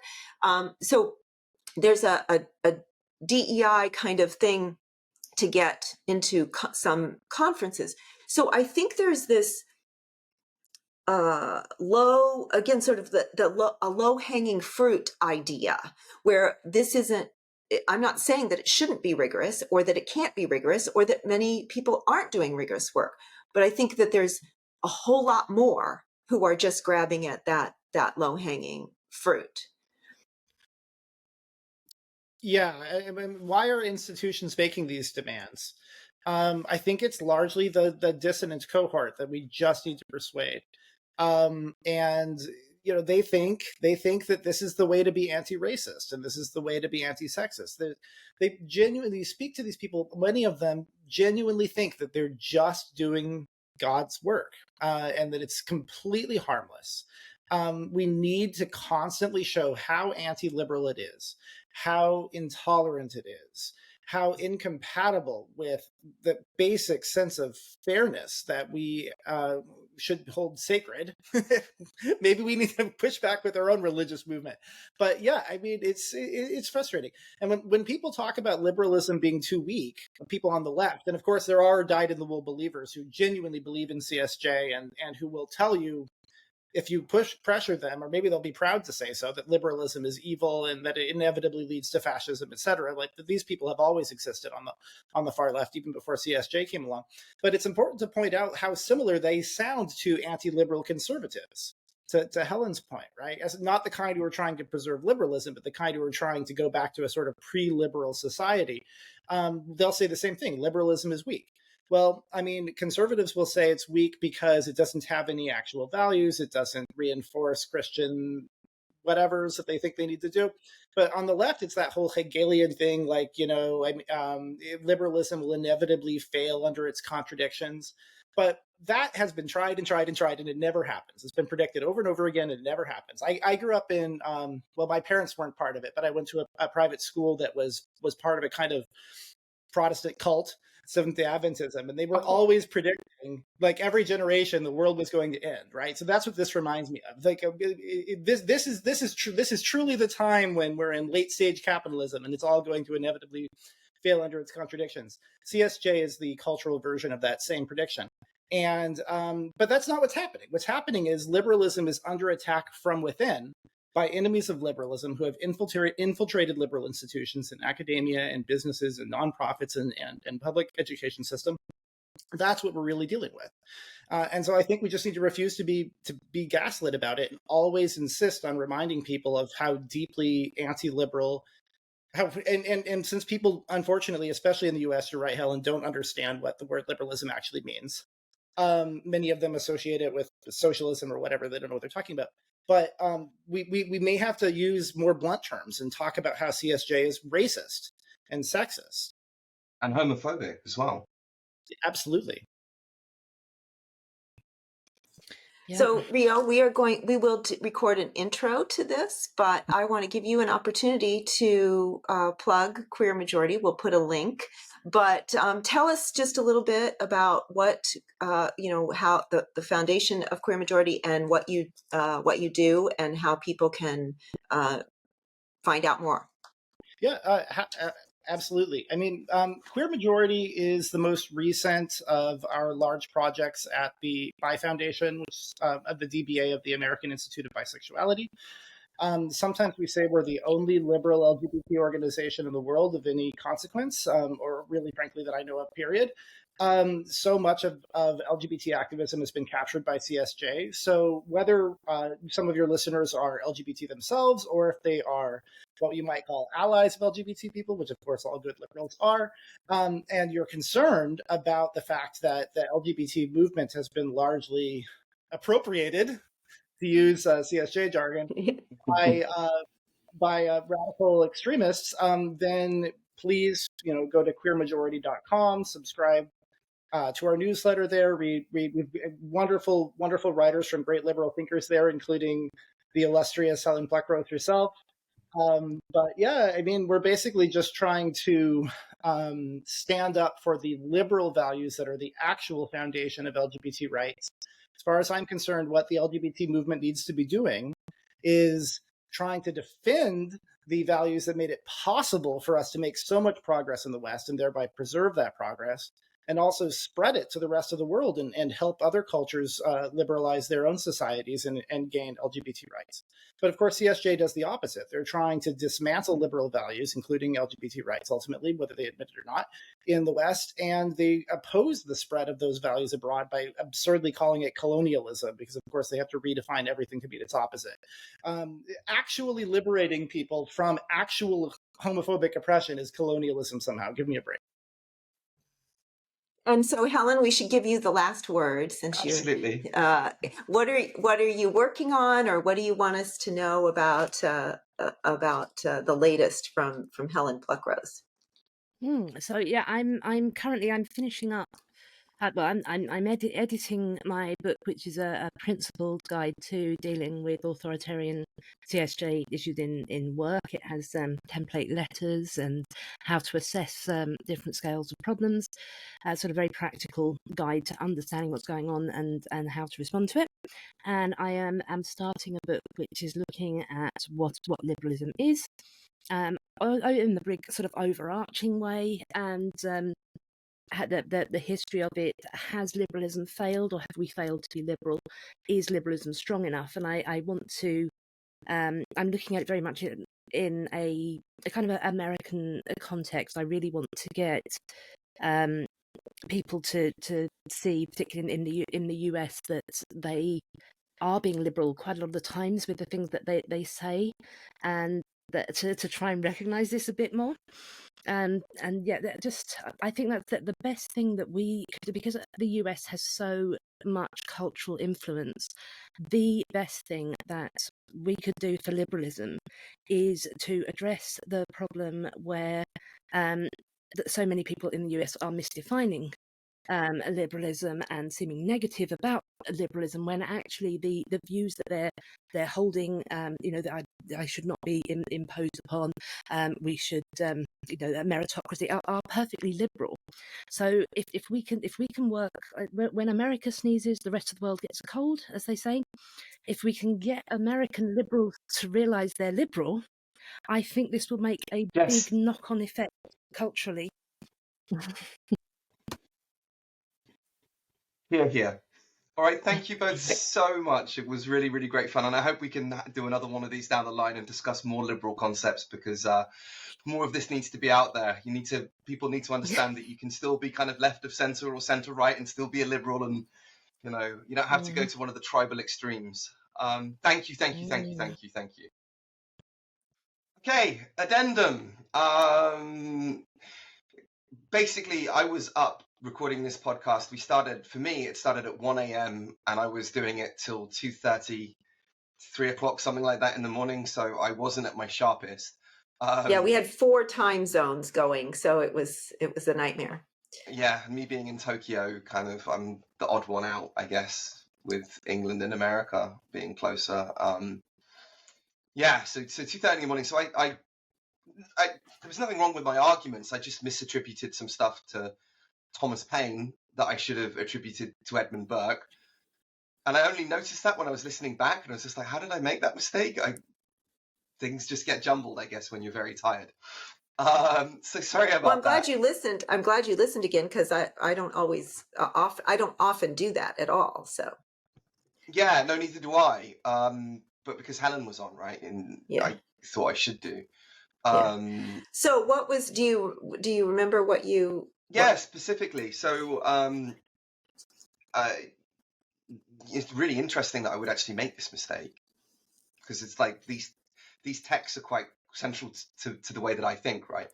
So it's funny that I would just get literally them opposite, right? So famously, there was discussion between Thomas Paine and Edmund Burke. They actually met in person at one point, and they took two opposing philosophical positions, having been on the same page, maybe not on the same page ideologically, but on the same page certainly in terms of politically what they saw. So, for example, Edmund Burke and Thomas Paine were very strongly in favor of the rights of Americans. Edmund Burke thought that if Britain didn't give the British subjects in North America, because they were British subjects then, the same representative rights as British subjects in London, then not only was that unfair, but that would constitute them wanting to break away from the crown. And so it was a really, the Parliament had the right to deny them that, if that's what it wanted to do, but it would be a very stupid thing to do. And of course he was right, and that basically forecast the American Revolution, which was really initially about Americans simply asking for what they were entitled to. So the kind of rights that were inherited by them being British subjects. And Thomas Paine was in agreement. The difference was when the French Revolution came about, Thomas Paine was in favor of that. I mistakenly said that Thomas Paine was against the French Revolution. He wasn't. Thomas Paine was in favor of it. And Edmund Burke was against it because Edmund Burke thought that the French Revolution had kind of grown out of a much more ideological, rational kind of way of looking at the world that wasn't grounded in tradition and customs that had evolved over centuries. So the freedoms that were enjoyed by the British and then by the Americans, Edmund Burke didn't necessarily see them as the outcome of some kind of grand design. Okay. Where people had sat down in a meeting and thrashed out a kind of philosophy. He saw it as something that had evolved really over centuries. So even though the Declaration of Independence and then later on, the US Constitution kind of write them down as if they had been designed like that, they hadn't been. They really had evolved. And the Declaration of Independence and the Constitution were only kind of dim reflections of that. There was something that was much, much, much more evolved, whereas Thomas Paine thought that you could rationally kind of create a society in that way. And Edmund Burke was right. He thought that this would lead to all kinds of bloodshed, and it did. And that kind of vision of revolution, he looked, that vision of that kind of revolution, a very quick kind of bloodshed revolution like the French Revolution or the Bolshevik Revolution, was correct. I think that, and I agree with him, that you can't have this grand vision for a society, or even have this grand vision of, I have this principle and this principle will cause X outcome. It is more like the kind of liberal values that we have slowly evolve and emerge alongside the systems of government, right? So that, when you have the Magna Carta in England, you have the beginning, the genesis of that kind of set of values, but it's not there fully.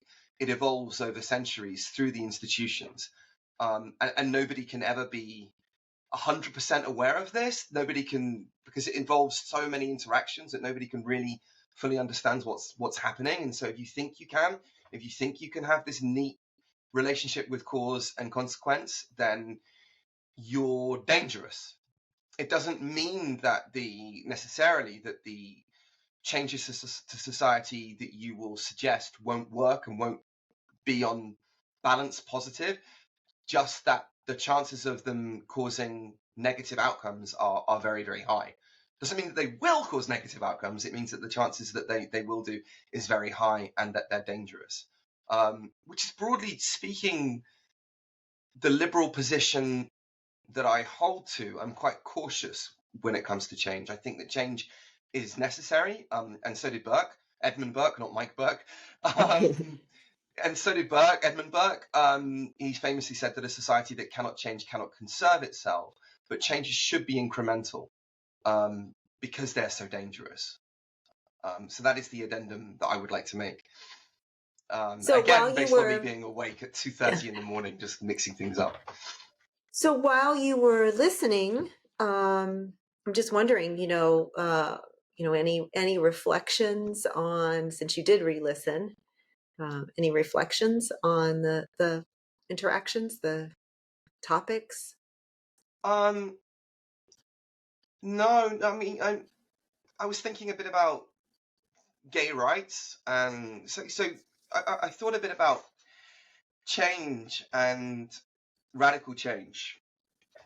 And so, for one of the points that Helen raised, is that radical change is sometimes necessary in society. And I think I could give 2 examples of that. So, one might say that ending slavery was a radical change. Mm-hmm. So, if I was to rewind the clock to, what would Edmund Burke say about the institution of slavery, or what would, or you can even look at what Thomas Jefferson would say about the institution of slavery. And a lot of people in those days knew it was wrong. They knew it was evil. And yet persisted with it anyway. And I guess some of the reasons why they persisted with it was because it was benefiting them. Well, yeah, it was economically beneficial, and I do think, it's easy for us to say now, oh, that was wrong, and somebody should have, stood up, and more people should have stood up and did the right thing. I think that's true with most anything, right? The hindsight bias. Like, it's easy for us to say now, oh, if it were me, I would have, but this was an institution. It was, wrong. It was ugly, and but it was an institution. And certainly our prison system now is ugly, and it's wrong, and it's, constantly you hear about, vermin and illness and leaks and, just, horrible living conditions, food that's moldy and that kind of stuff. And yet we continue, and yet we persist, right? And we continue this sort of because it's like we know that's not right, and we kind of know what we could do differently, but we don't actually know how to get that going. And so I do think that even though it was a radical change, when you think about it, because of the war, there was actually a gradual coming to grips with it and what it might mean. And so it, obviously, there was an end date, but lots was going on before, and then there was lots afterwards, so we think of it now, looking back, as this, hard stop, and, everything was going full speed, hard stop, reset. And of course, that's not the way it was. So, yeah, I'm not saying that it's not like, oh, I forgive people, wholeheartedly, at the same time, I think that we are all somewhat, we're products of our times, and you Yeah, can't deny that. no. But I think we are a lot more enlightened now because a lot of the brutality that went on then. But, again, like, we are now the product of the dim awakening of those people. But, there were people of that period who would buy slaves in order to free them, right? Who were, who were very principled and would sacrifice a lot themselves in order to stand up to slavery, and would openly call it what it was. And so, but nevertheless, the kind of change that we now all agree, and we would have agreed with them, was essential, could not come about until there had been a massive consciousness shift, right? Until, and America had to go to war for it, right? A very brutal civil war, in order to bring about that radical change. But the radical change wouldn't have been possible even in the North without that kind of big consciousness change. Well, here's the thing. So I'm gonna throw something out here that's, you said, the kind of change that, or the kind of behavior that we would have agreed with. So, maybe buying slaves in order to free them, and, other kinds of behaviors that I think we would agree now. But here's the thing. I don't know. I don't think we can say that if we lived then, Yes, what we we would can. have agreed with. Yes, we can. We can. I'm not. No, I don't know, See, because I don't know. We would not be who we are currently. Like, we would not be the same person. We would have, if you sort of use all the, even, all the same sort of genetic preparation, you just can't, negate the effects of culture. I mean, we're digressing here a lot, but I think that it's an important it's point. just so easy to say, oh, well, we're so much better now. We're so much more aware now. We're so much more, conscious now of, but look what we're doing to the environment. I mean, and who's disproportionately right now? I mean, eventually it's all going to come to, it's going to be a come to Jesus moment for all of us. But, who's disproportionately more affected by climate change? Sub-Saharan Africa. The poor, right? That, India. So, I mean, we're just like going along now. I mean, I predict that, in I don't know how many years, but people are going to be like, oh my God, what was wrong with those idiots? We're so enlightened now. Now we know that, how they knew plastics was wrong, and yet they just kept doing it. How could they do that? Why didn't they, sweep the plastics from the shelves, because they knew it was wrong? So I don't know. All I'm saying is, I don't think we should give ourselves too much credit in the current space. What we are doing to the environment is wrong. Is not wrong in the same way that enslaving somebody is wrong, right? No, I'm not equating them, but I am just saying, like, I think each generation thinks that they're so much more enlightened than the one before, and I just don't. I don't think we should give ourselves too much credit. The big one, I think, is going to be vegetarianism, right? Lab-grown meat is here. You can buy lab-grown meat in Singapore now, apparently, and it's more expensive than regular meat, but you can buy it. And of course, if progress continues as it has done for the last 100, 200 years, then the price of that will come down to a point where it's cheaper than raising livestock and killing them in order for us to eat food that we like. At which point it will be very easy to be a vegetarian, right?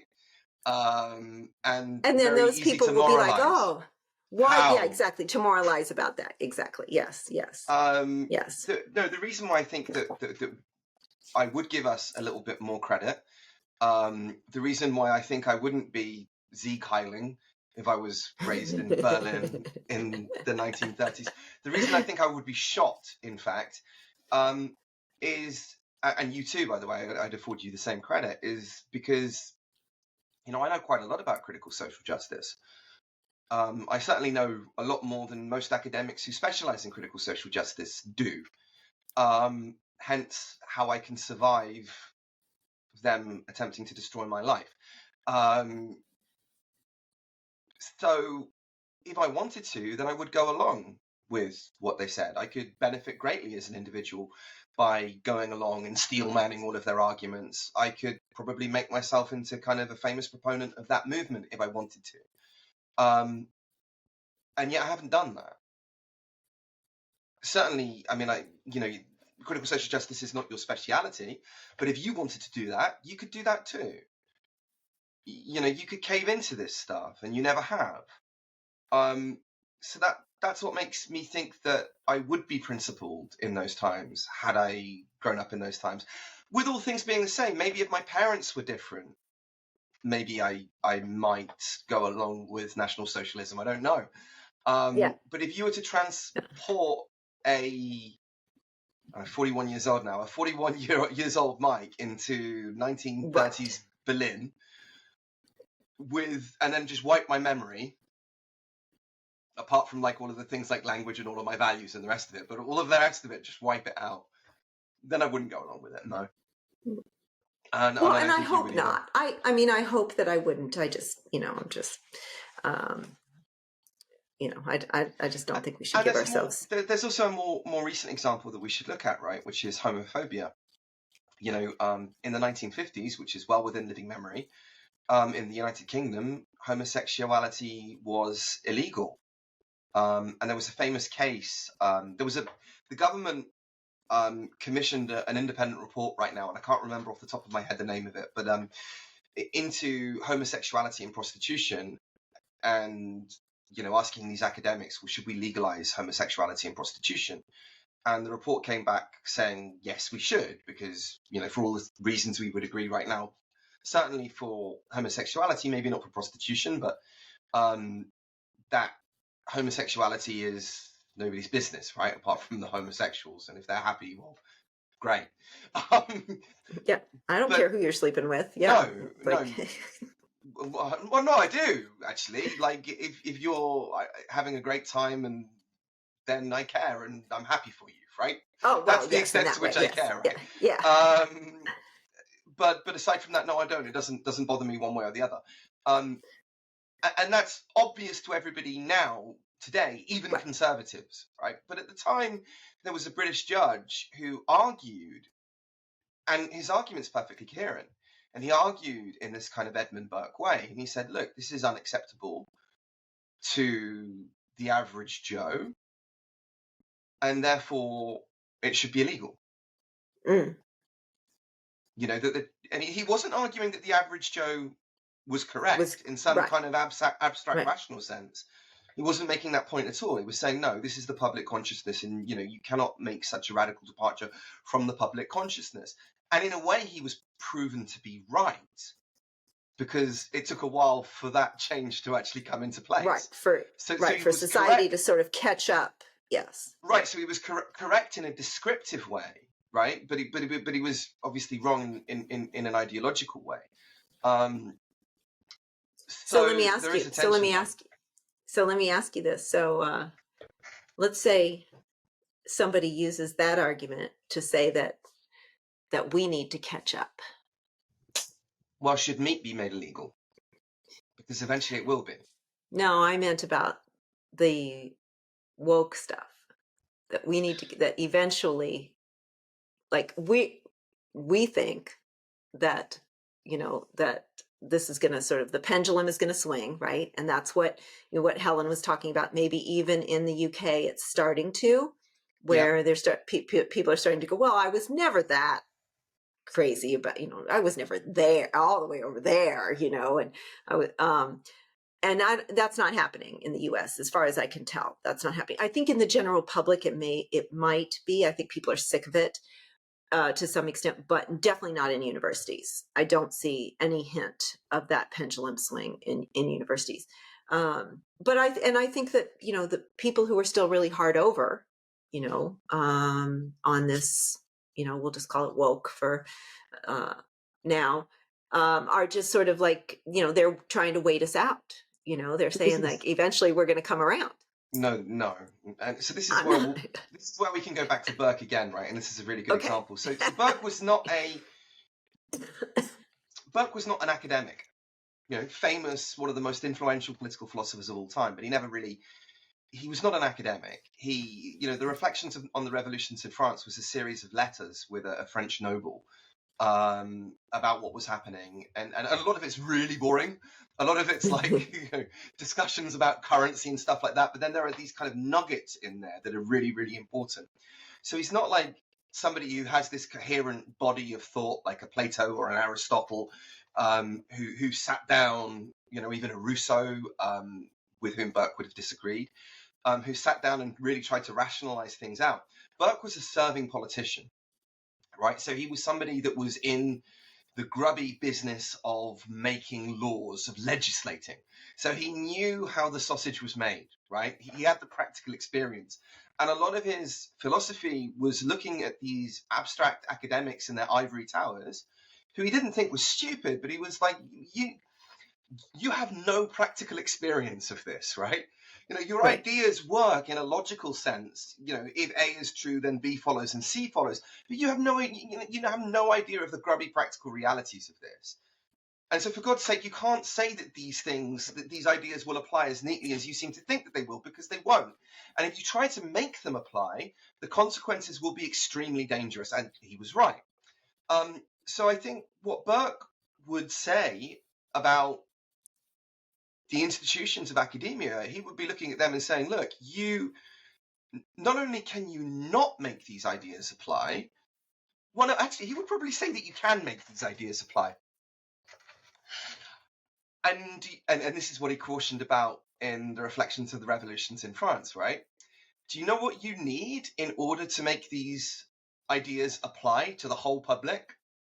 Ideas that cannot be popular with the whole public because they do not arise from the public. The British Constitution and the British way of thinking, and then the American way of thinking, they slowly arose over centuries, right? They weren't designed. It's easy. Americans think that everything was designed out of magic with the Constitution and the Declaration of Independence. Yeah. It's not true. Yeah. As wonderful as those documents are, they're dim reflections, right? They arose out of centuries of British thought. But the American fairy tale is, sort of. Yeah, that, but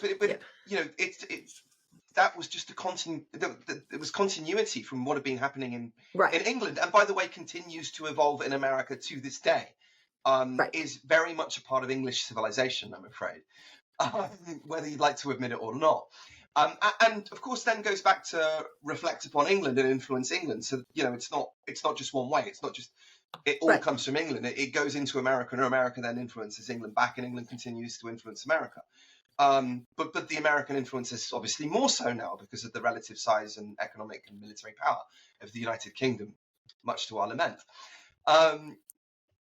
So in order for these woke ideas to survive, and in order for the ideas of the French Revolution to survive, which were very similar, by the way, very kind of rational, and we have absolute confidence in these ideological principles and we can apply them to the whole of society.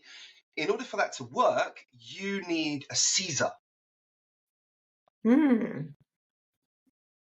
A Julius Caesar type figure. Right. And then you can make them stick. At great cost, by the way.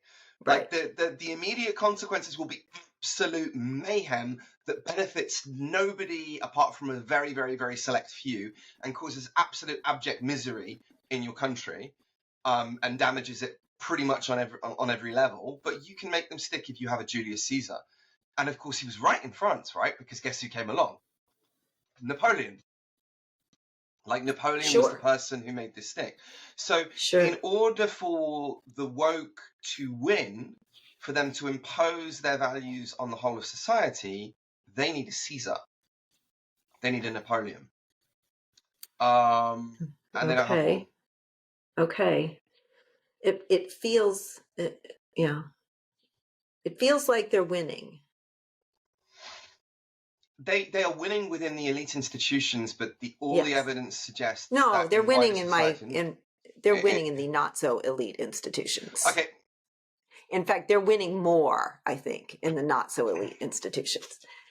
So I'm kind of counting out by elite institution. I'm saying that academia as a whole is an elite institution, right? Yeah. I'm not differentiating here between Harvard and Riverside or wherever.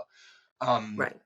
Within academia, they're winning because that is an elite institution. Within the Democrat Party, we don't know whether they're winning, right? Because now there's a junction. It's very difficult to tell. Yeah. There's the Israel thing, right, which is splitting them down the middle, because a lot of people just cannot go back to Jew hatred, right? That's a hard no for many people who would otherwise be very sympathetic to woke ideas. So there is a big split there. Within the general American public, they're not winning at all. They're losing quite badly. Yeah, I do think the pendulum is swinging in the general public. It's unfortunately for people like me, it's hard to feel that. So I'm just trying to think if there was anything else when either Helen or Rio Yeah, was another. talking. And But go I on. did want to, oh, you know what? I wanted to give you an opening because what you just described um, is also related to a discussion you had with another ILV fellow, Right. right? What you would have to do in order to either eradicate this or to make it, to do a hard stop or to, to make it universal. Yeah. So I don't believe. So this person believes that there is a kind of a universal good and doesn't believe in sectarianism and makes lots of very valid observations about sectarianism, why it's dangerous. And I agree, of course. But I think that he is a rationalist. He believes that you can take these abstract principles because they have to be abstract, right? Because he's saying that we want to get to a vision of X in the future, like if not a utopia, then something on the way to a utopia, right? So even if he's not saying that we can achieve the perfect society, then he's still saying that we can achieve a society that is dramatically better than society today, and we can do that by applying these ideological positions. Whereas what I would be saying is okay, we can see a society in the past. So, for example, we can look back at the political culture of the 1990s, and we can see how that was more tolerant than the political culture of today, while not being racist or anything like that. And so that we can say, okay, these are the changes that have happened. We can't be certain that these changes in consciousness have caused this, but we can be reasonably confident that they have, and confident enough that this is something that we need to roll back. I would say that if we are trying to identify ideological statements, like, for example, we need to have a much, much, much greater commitment to laissez-faire economics, and we need to impose this, then, I don't see that you can be confident that that will lead to unambiguously positive consequences. It may very well have positive consequences, and there is a chance that it may even be unambiguously positive, but it's extremely dangerous. And it may cause some positive consequences, but on balance cause net negatives. And this is the idea with wokeism, right? It started off, look, we're just fighting racism. What's wrong with that? Or we're just standing up against homophobia. What could be wrong with that? Why are you arguing against us? Is it because you're a racist? And we saw how it just spiraled out of control. Now, of course, he doesn't have confidence in those ideological positions. He has a confidence in a different set of ideological positions. But because he can have no certainty no confidence, he should have no confidence insofar as how they can result in, on balance, positive consequences, then the kind of faith he puts in them is dangerous. And what he should be arguing for is dangerous and radical. And what he should be arguing for should be, I think that these concepts are broadly good. Let's incrementally work towards it. Right. So that, if we are arguing for more laissez-faire economics, then okay, let's pilot this program in, I don't know, some suburb of New York, right? Let's see how it goes. And then if it goes badly, then let's roll it back. If it goes really well, then great. We've got more evidence. Let's maybe double it and triple it and expand it slowly and slowly and slowly, so that we can be confident that we can roll it back without going on to have disastrous consequences. So I don't think that anybody should have that much faith in their ideological position. My ideological position comes not out of faith in principles or even values, but out of a commitment to what has emerged in British and American society, liberalism that has then spilled over to the continent in Europe and places like Japan as well. So I think that any kind of ideological fervor like that is distinctly dangerous. But it doesn't mean that I'm necessarily against. It doesn't mean that I'm against change. I'm in favor of change. Again, a society that cannot change cannot conserve itself, right? Because the world is adapting, and you need to adapt to new threats. But a society is like a living organism that evolves over generations, right? And human beings can't design an animal, right? I mean, you can try, but it's never going to be as good as an animal that has genetically evolved. I mean, you might say copy one, but that's still copy one and mix them together, but you're still working from nature, right? You're still using nature's blueprint. And societies work very much in the same way. So I think, any radical change is very, very dangerous. Occasionally they can produce positive results, and occasionally they're necessary. But I think of it like a healthy person, right? So if you get something like cancer, then in order to save your life, I'm going to need to do radical interventionary surgery, maybe, right? And that radical change is necessary, but we know that it's dangerous, right? But it might be necessary, right? But we have to be very, very, very cautious with those kinds of radical changes, and avoid them if at all possible, unless they're absolutely necessary, unless it's life-threatening. And to be clear, Burke himself thought that the American Revolution was an example of this, right? That it was life-threatening to the empire. Stop, like bullying these people and holding them. Otherwise, make this radical change. Otherwise, we'll lose this part of the empire. And he was right. So it wasn't necessarily against radical change. He was just cautioning that you should avoid it if at all possible, in the same way that a surgeon would do about your human body, right? It's much better to have a healthy diet and exercise, and not drink too much alcohol and not smoke cigarettes, than it is to do all of those things. And then, when you realize that there's something really, really bad wrong with you, try to take that radical change further down the line. Of course, the radical change hopefully will work, and in many cases it does. But it's dangerous, and you really don't want to be at that stage.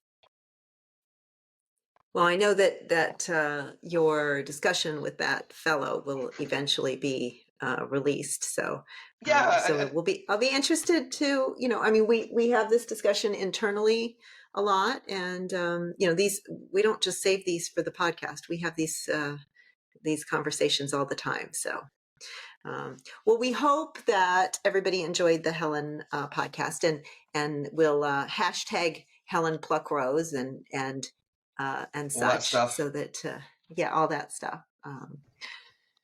And now you've corrected yourself, so you're not embarrassed anymore, right? No. Of course, I didn't even notice.